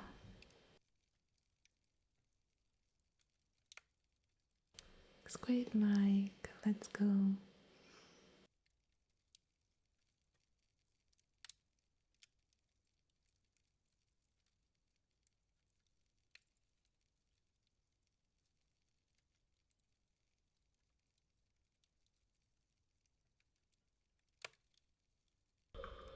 Hi, some guy. How you doing? Hello. You missed the reading.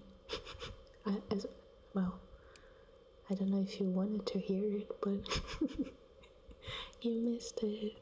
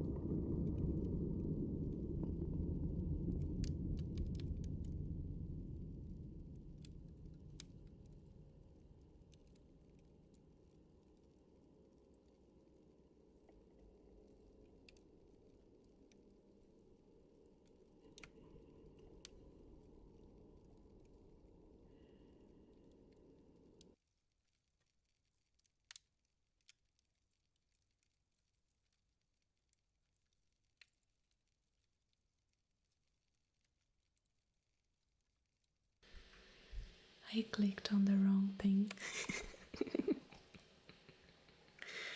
I was supposed to click on the bubbles.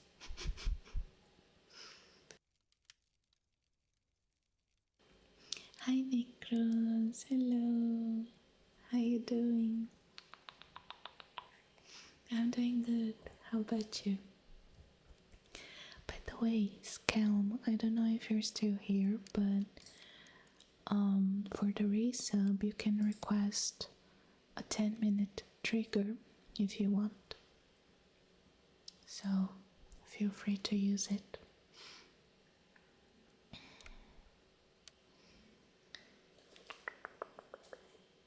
Alright. Let me hydrate a bit.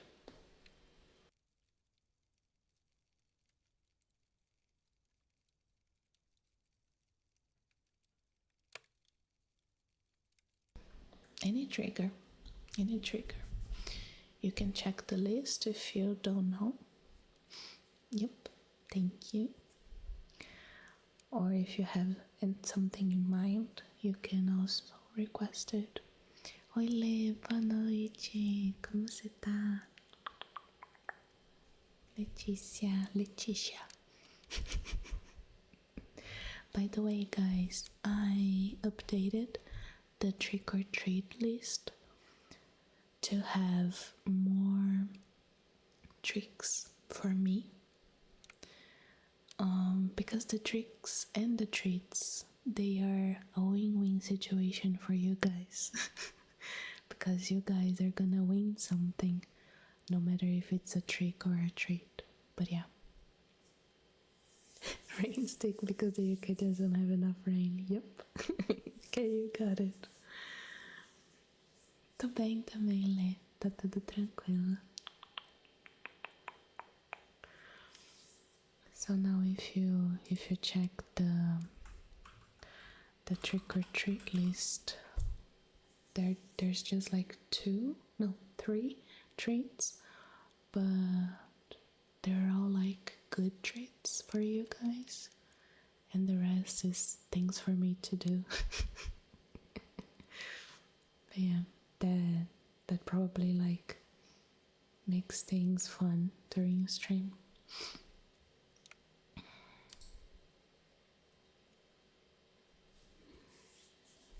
Oh, Nikros, thank you so much. I appreciate it. Thank you. I'm happy to assist, to help you. Already read the rumors. Yeah. Clown nose and mustache, yeah. I'm gonna show you the mustache here, hold on.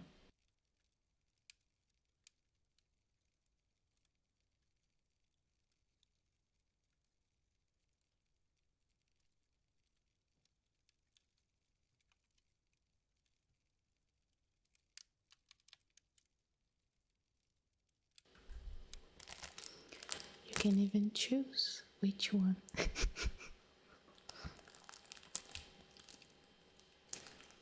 There's the Smarty, the Rogue, the Scoundrel, the Casanova, the Party, and the Ba.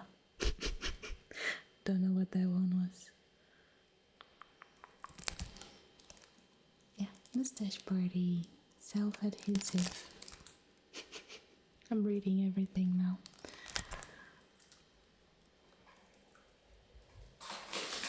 Oh, sorry about that. Forgot. I thought I was muted.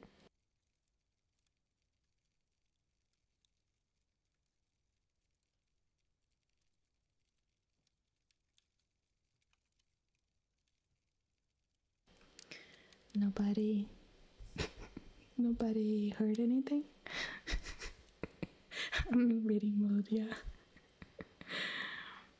The British looking one had to be called the Scoundrel. Alright. And so yeah, the water bottle stickers are cool. Oh, this one. Now we have 4 names in it. Thank you. Oh, by the way, some guy, Now there's someone below you.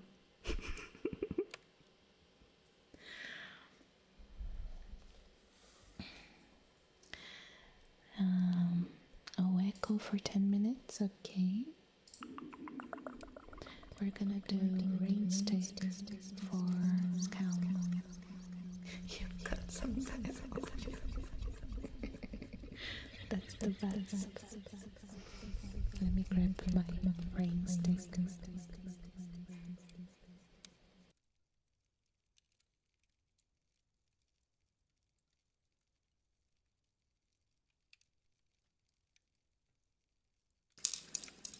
Alright, let's go.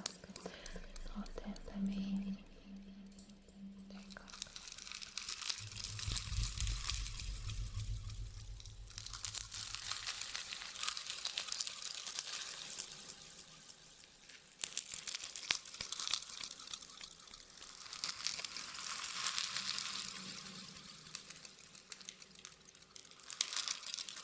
Also, é um nome que você pediu no trace, mas depois desse trigger eu já faço.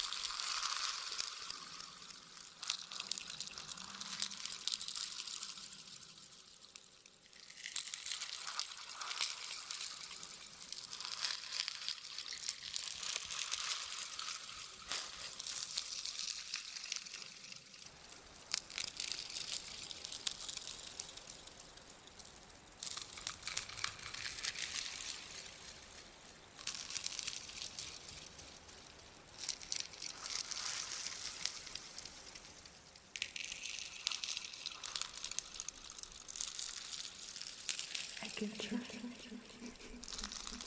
No promises, but I can try.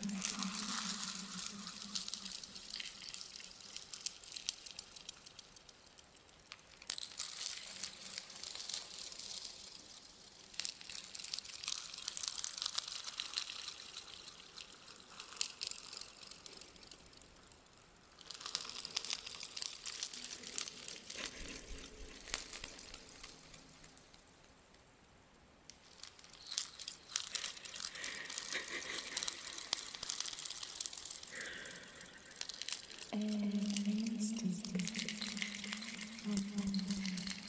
Rain stick DIY.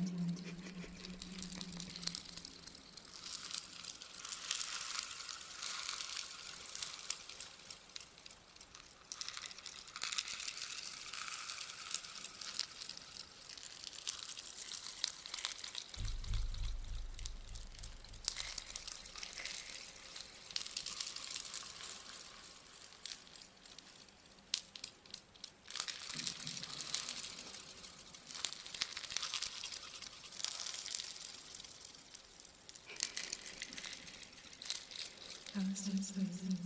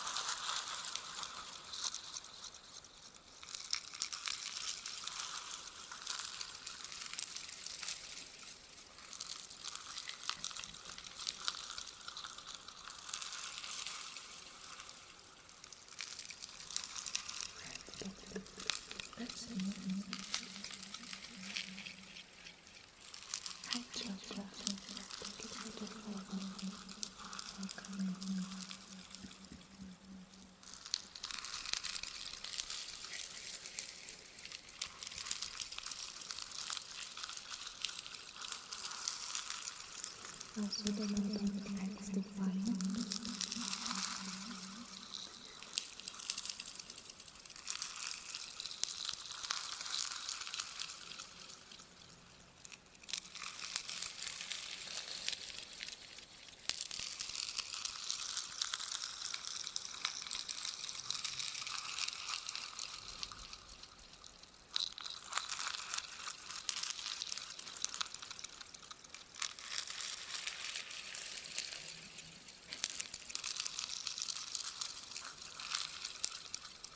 I usually try to be on top of like new releases and things, but maybe I missed it.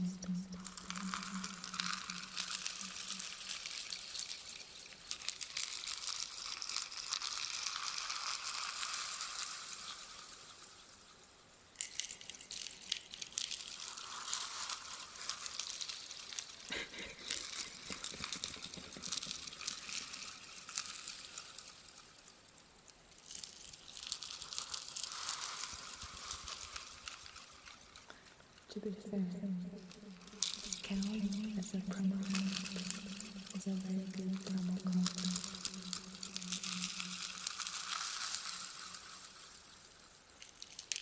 It has a nice ring to it.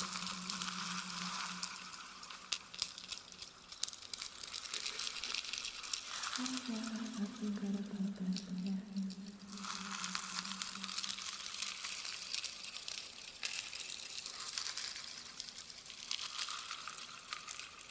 By the way, Nate, haven't you noticed something different with you?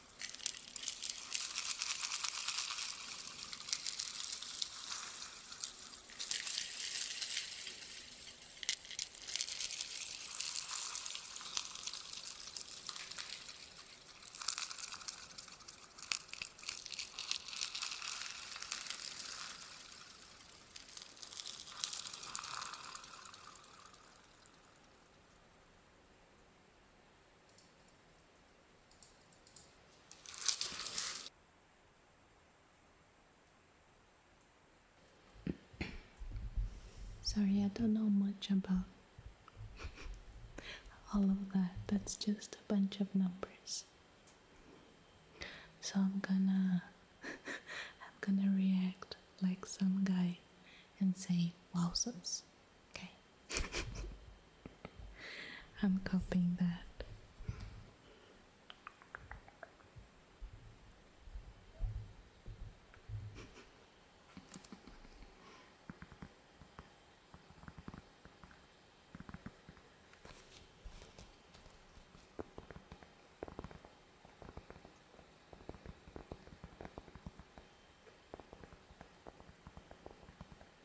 Oh, an matrix. Let's go. Oh my gosh. Lê, você tá por aí? Have a good lurk, Scum.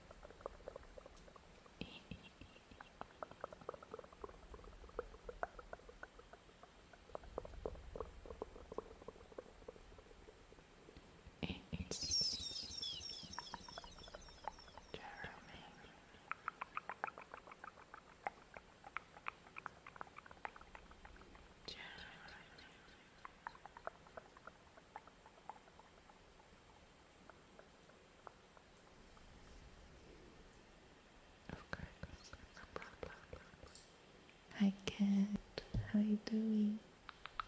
Hello, hello. Nate, I don't know if you heard me before.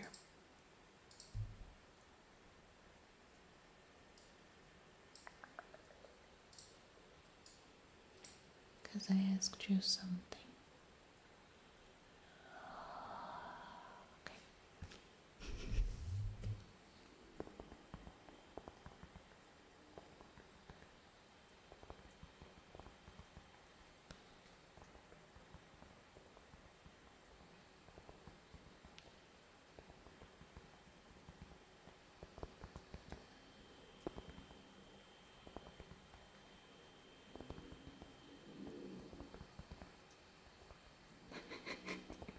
Bem-vinda.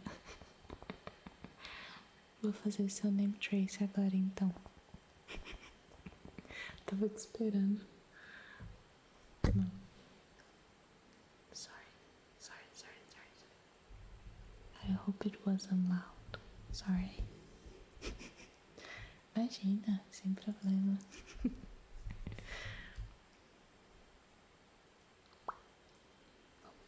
Esqueci do eco.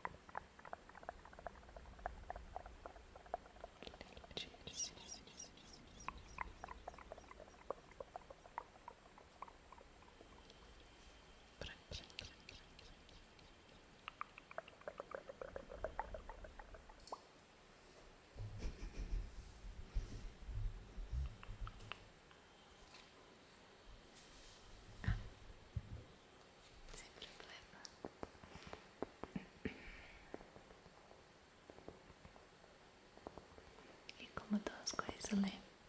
Tem alguma novidade?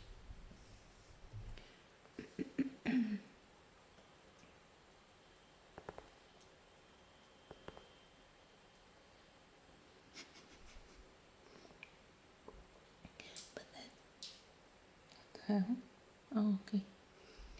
But that's in Spanish. Portuguese is very similar, but it is sem problema.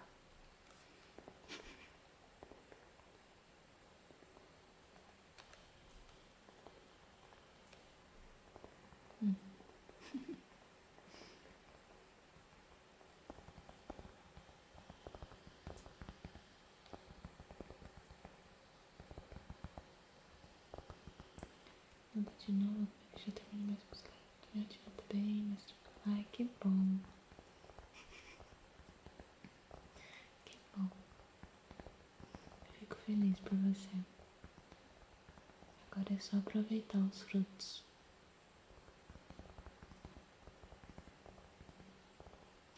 Almost busted, yeah. But it's more like calm, tranquil than tranquility. It's an adjective.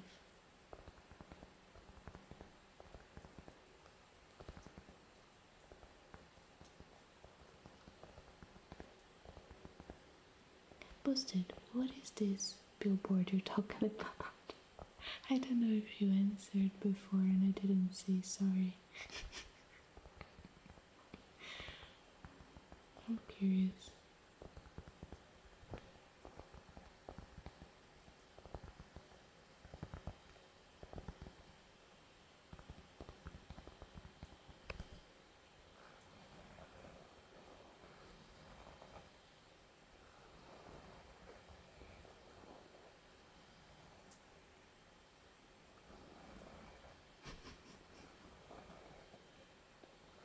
Busted is talking about it for a while now.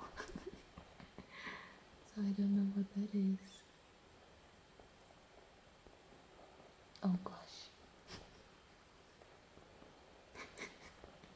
You have to figure it out. The only board I know is the leaderboard for gifted subs and bits. At least on the stream, that is.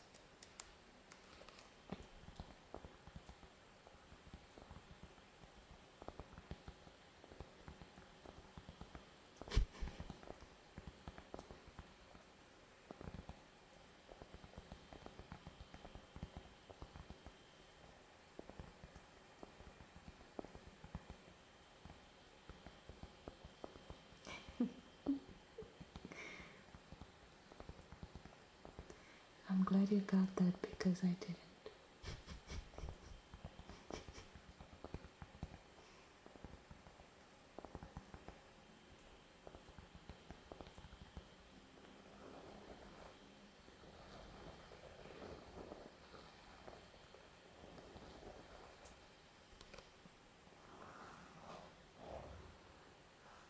Hi Sienna, how's it going?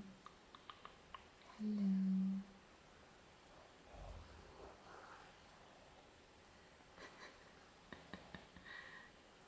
Just country.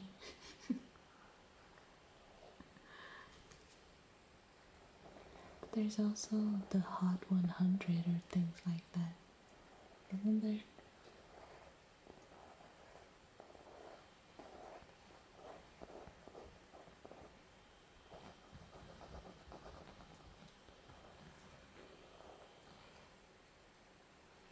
Thank you for the hydrate. Thank you.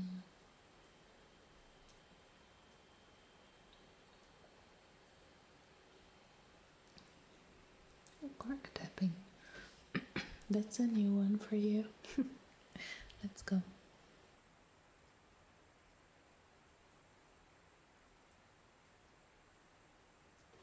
Would you like with or without eye contact? Let me know. The mildly warmed up 1000. Wow, and songs. That sounds so boring.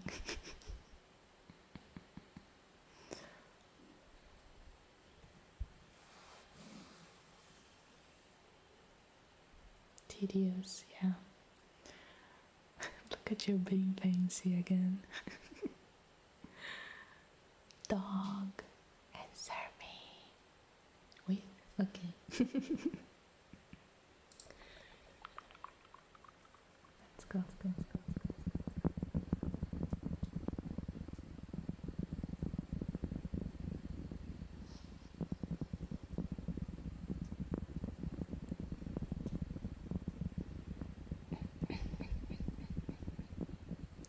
I guess I'll have to point it out.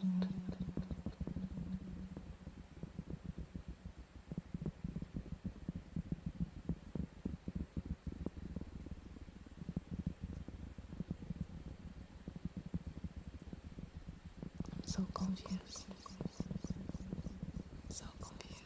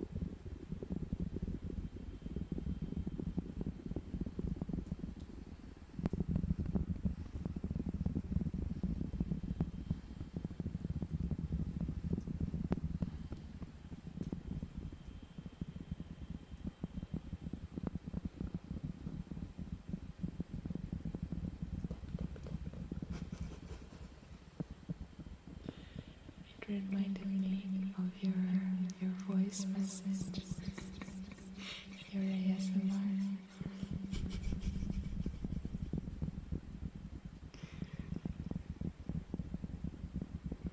You do. I told you should stream.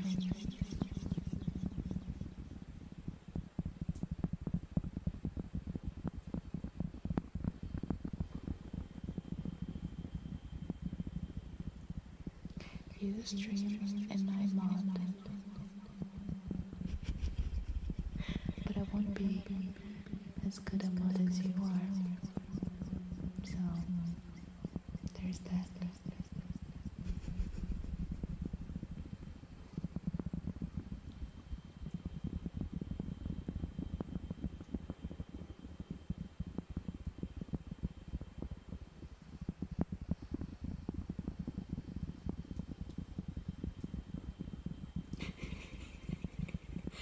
Just like I did with you.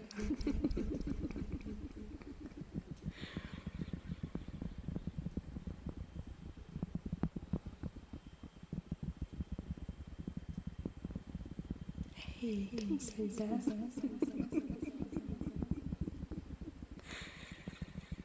I think I would be a good mod, but I needed to understand it first, because I've never been a mod in my life. Okay, Peter. We're already doing the cork tapping with Echo, but then I'll do some name traces and we'll go back to it for you.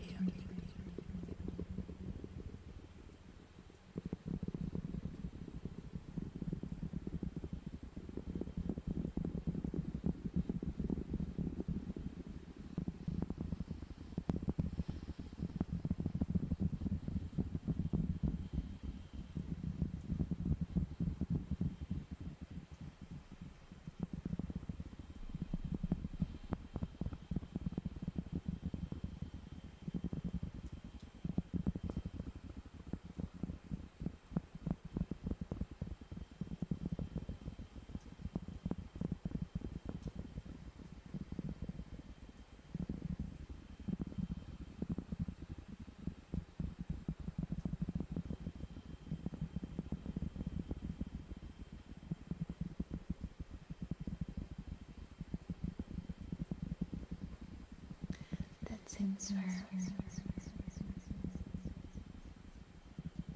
I think I have 50 pieces. It's a lot.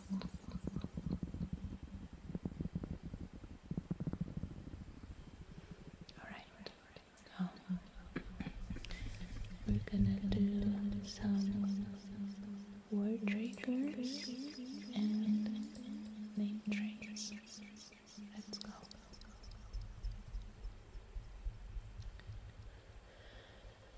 Pixie, regular, pixie, regular, pixie, regular, pixie, regular, pixie, regular, pixie.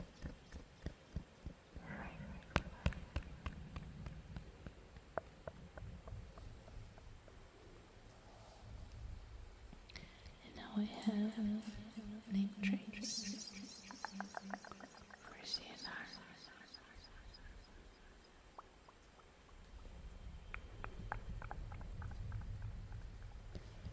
C.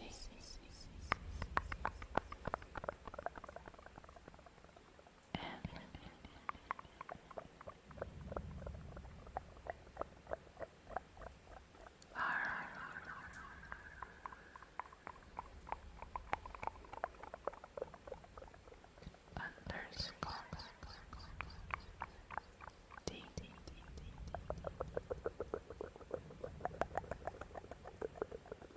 R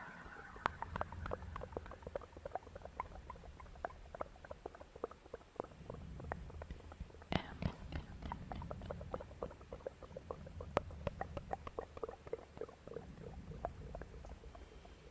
CNR BRN CNR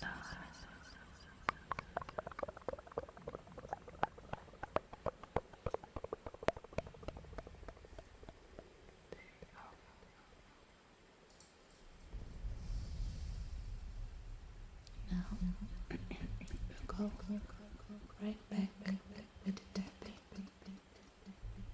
Let's go. Of course, no problem. For tomorrow, we will have free triggers the whole stream. So you guys will be able to request whatever you want, whether you're a sub or not.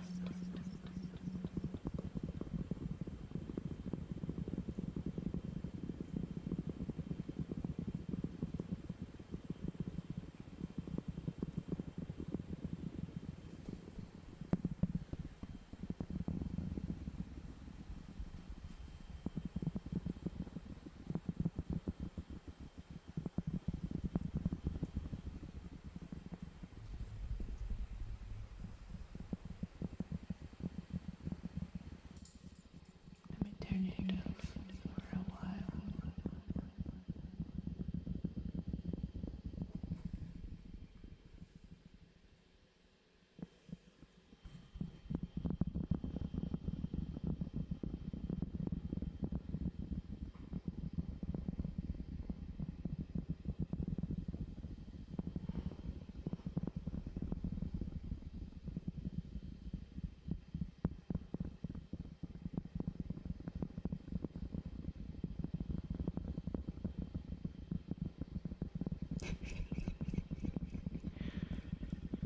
That's not a lot of love.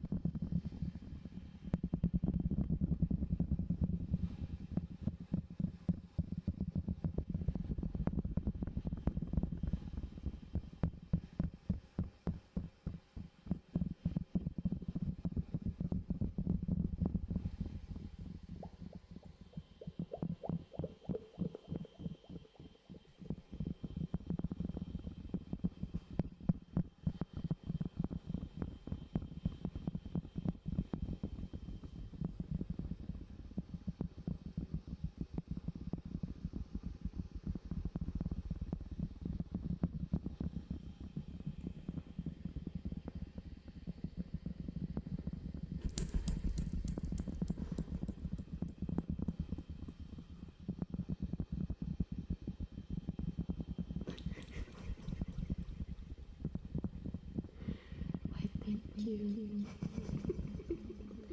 I think you prefer the other one, the old dear one.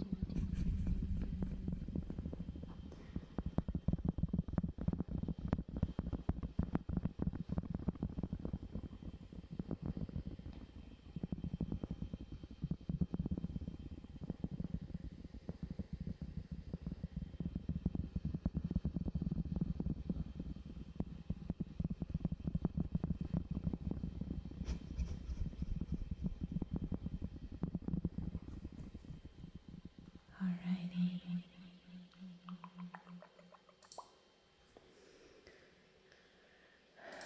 Now we're caught up with the requests. We could do something. Oops, sorry.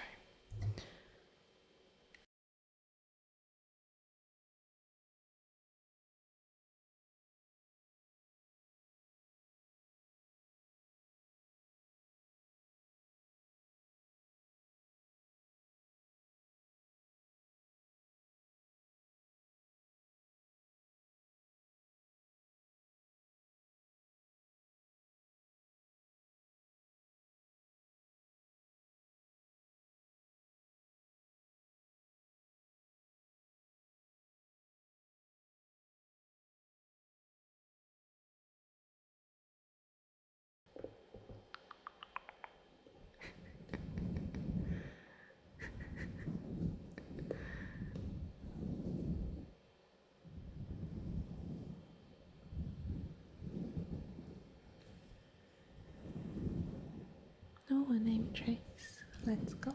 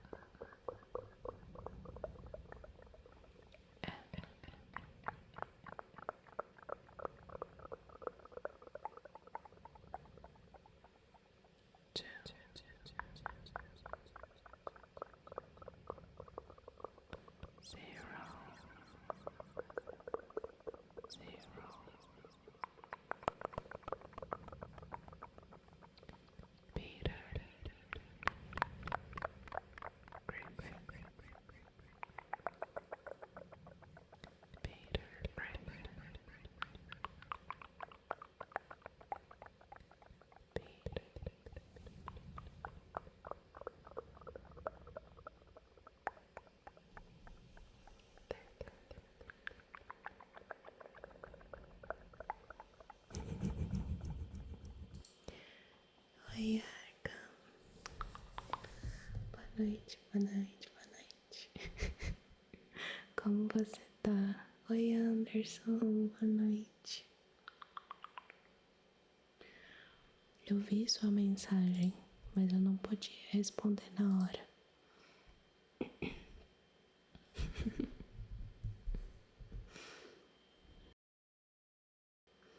Boa noite.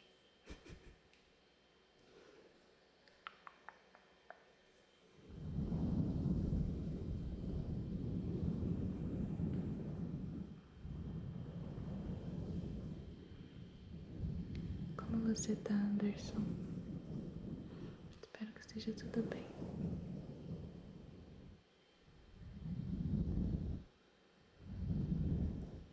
Thank you, Junior. Thank you.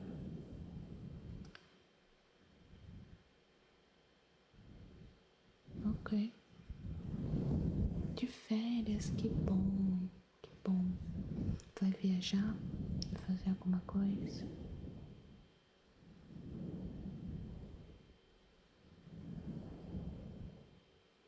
The water bottle is nice. I need a new water bottle.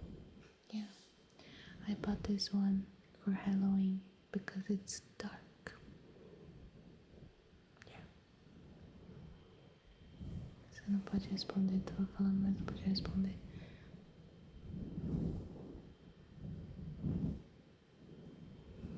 Oh. No smiling. Yeah. For 5 minutes. Gostaria, mas nossa gatinha está fazendo tratamento de esporotricose. Oh, uau! Eu não sei o que é, mas espero que dê tudo certo, que fique tudo bem. It's okay, Bruce. And hi, by the way. I'm sorry. How you doing? At least you do not have no talking. Yeah. At least that.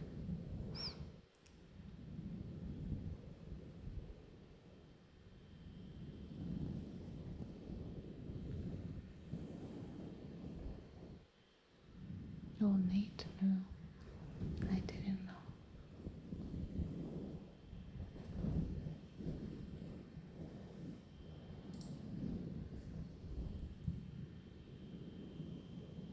Uma doença contagiosa que causa feridas na pele.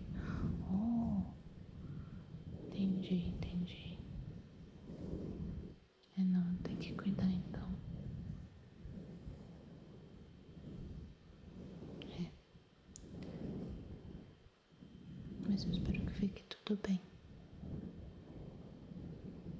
Tem que cuidar da gatinha. I gotta make her smile. Well, you don't have to. Have you thought about that?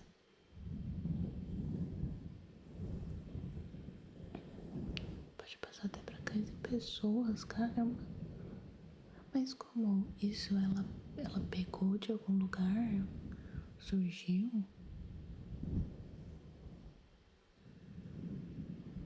Don't smile, okay. If my mod said it, I won't. Hi Johnny, welcome in. Thank you for the follow. Thank you.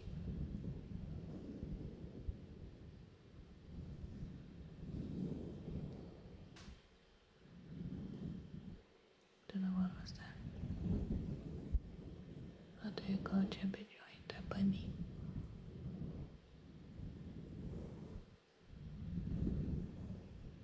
You're calling me chubby.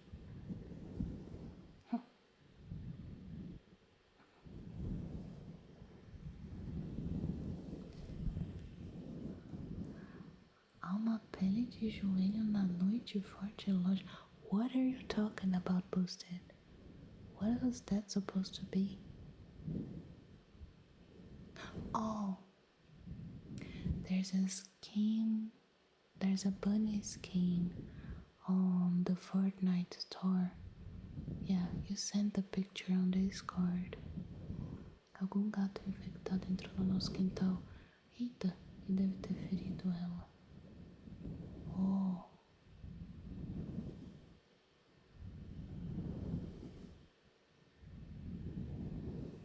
By the way, I'm feeling a little better. I've been sick for 5 days. Oh gosh, Bruce, I didn't know that. I'm glad you're feeling better. I hope you feel 100% soon.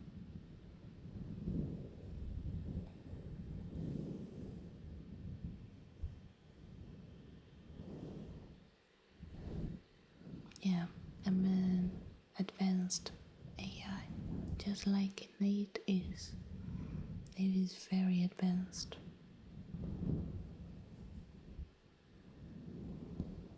Just tentando lá ver se Imagina. Se bem que não falta muito. Se o pessoal se engajar nisso, já era. I did it. Yeah. Okay.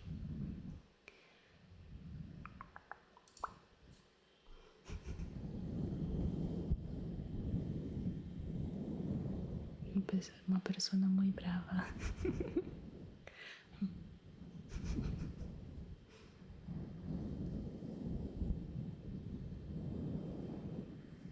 I love this dog. So cute.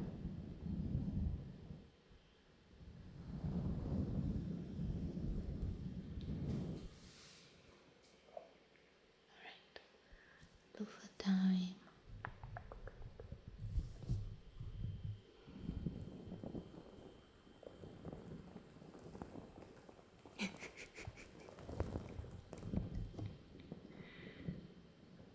You should know 2 words actually, not just one.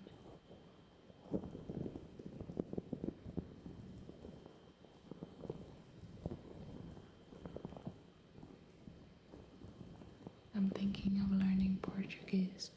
Well, if you know Spanish already, it is a good start. That's my advice.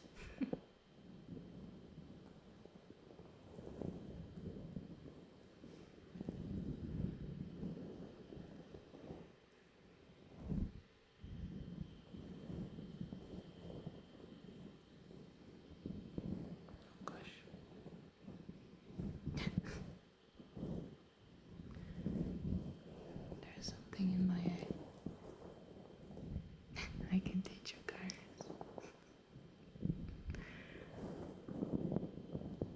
It's so fun that you guys have all kinds of different hobbies and knowledge. And it's good because then you share with our community. It's very wholesome.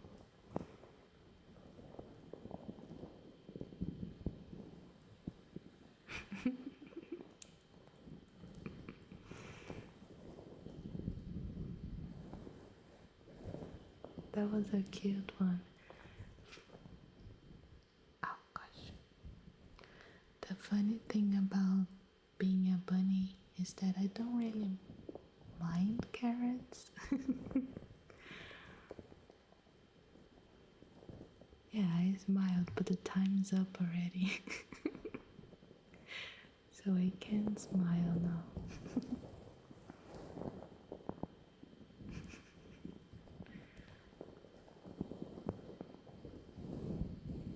Imagine smiling.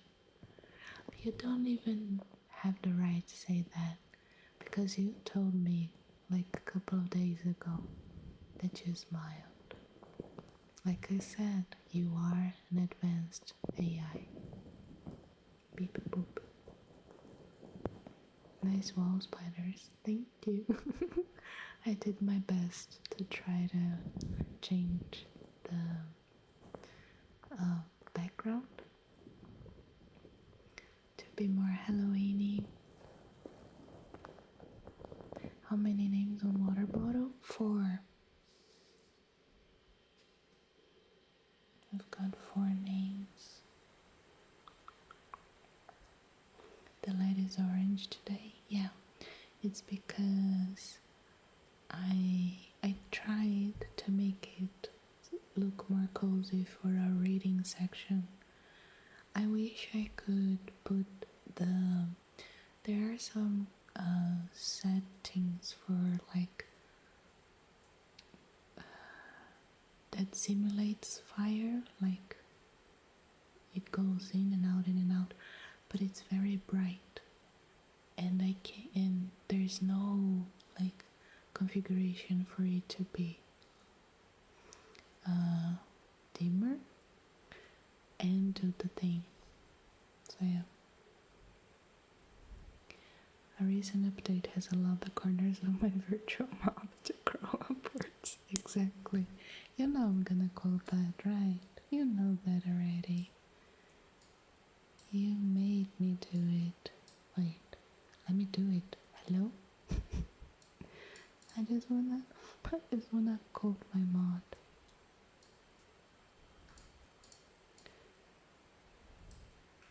Okay, whatever. We're gonna do it like the hard way. Okay.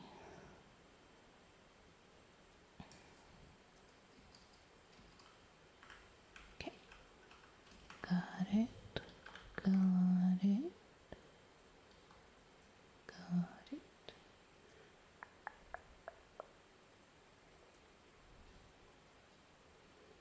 Yep.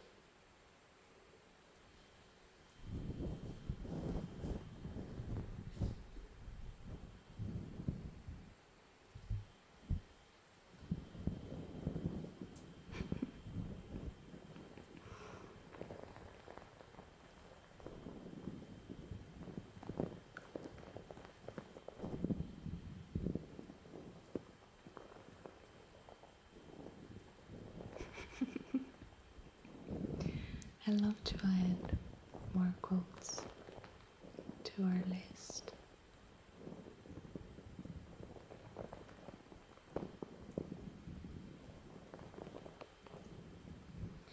Nate, I was so happy a couple of days ago. I think it was on Wednesday. I think I was like checking my founder's badges, and I was so happy that you got one, but I don't think you even noticed it.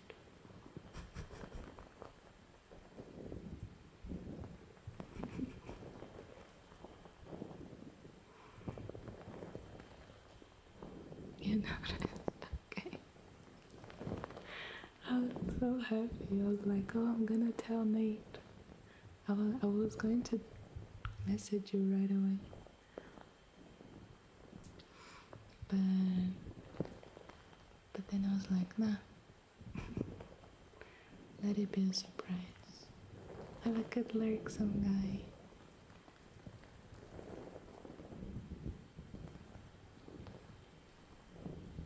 Not a big flexer. Well, I know that, but I am at least acknowledging it. Yeah.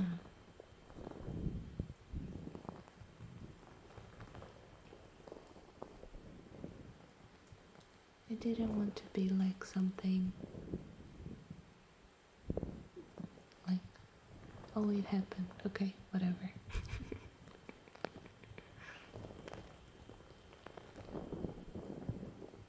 Why do I have trigger request on? I don't know. What the hell?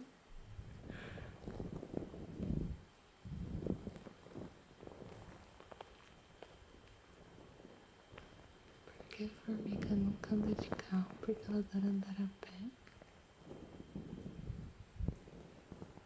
What?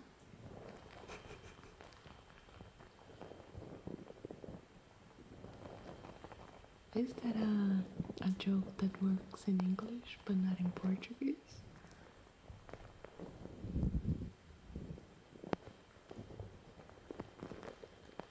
I was testing something.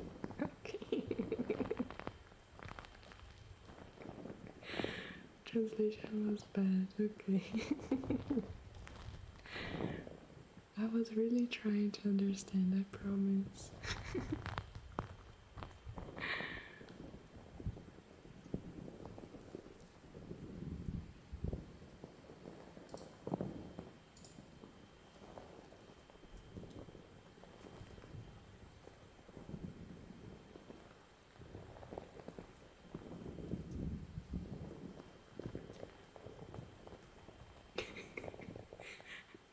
Right, like this night, I really don't know what you're talking about. It's been like that for a couple of times now. You're talking about billboards and trees and I don't know.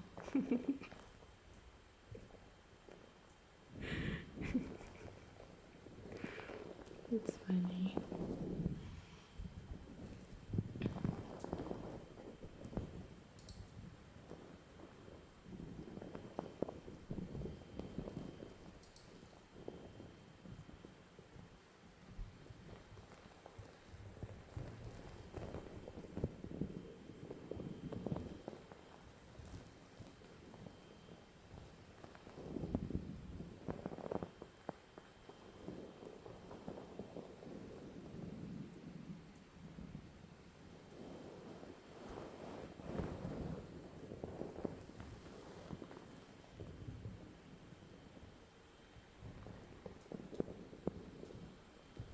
Oh, I was thinking like, I don't know why I'm hungry, cause I ate. Oh wait, I didn't. I just had like some ramen for dinner. Instant noodles actually, not even ramen. So now I'm hungry.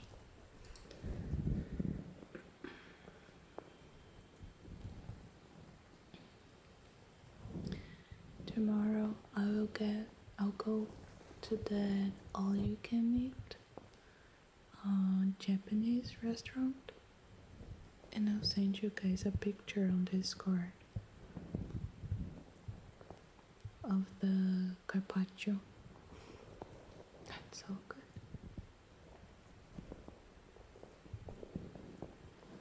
Gonna be eating a lot.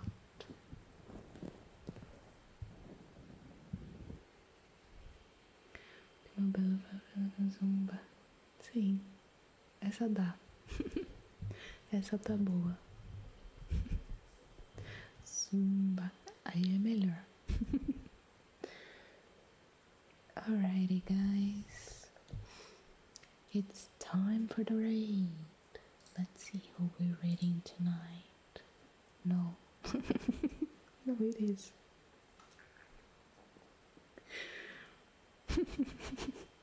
You're the one who arrived late to the party. Huh. You even missed my reading section. Yep. Yeah, it's over already. Tonight was really fast. I think it was because of the reading. It's been 3 hours. Yep.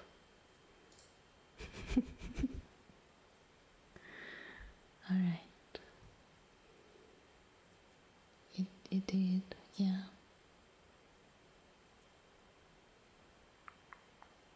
Três horas mais? Não. Não dá. Tomorrow, be here earlier, and then you have 3 hours. I'm not coming back. Oh, that's sad. Don't say that. There's nothing I can do.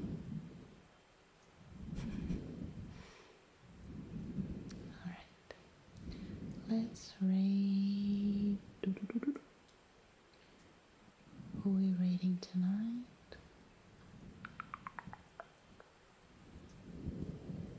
It's 1 a.m. Markham for me. Question? Yes, posted.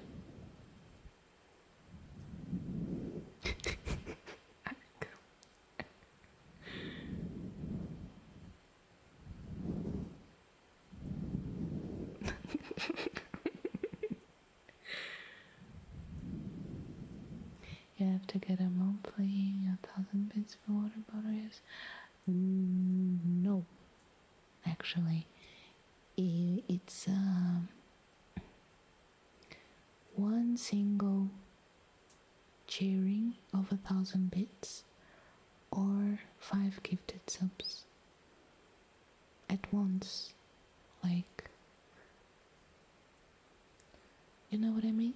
Like when you gift something, it has to be 5 in one go, and yeah, in lump sum. Yep, and 1,000 bits in a chunk.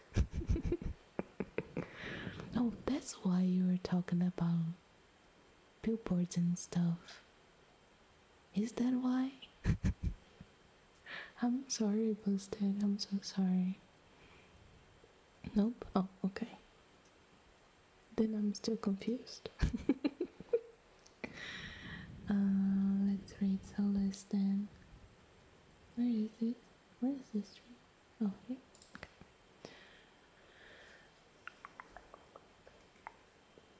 Alrighty. Start right. Okay, people.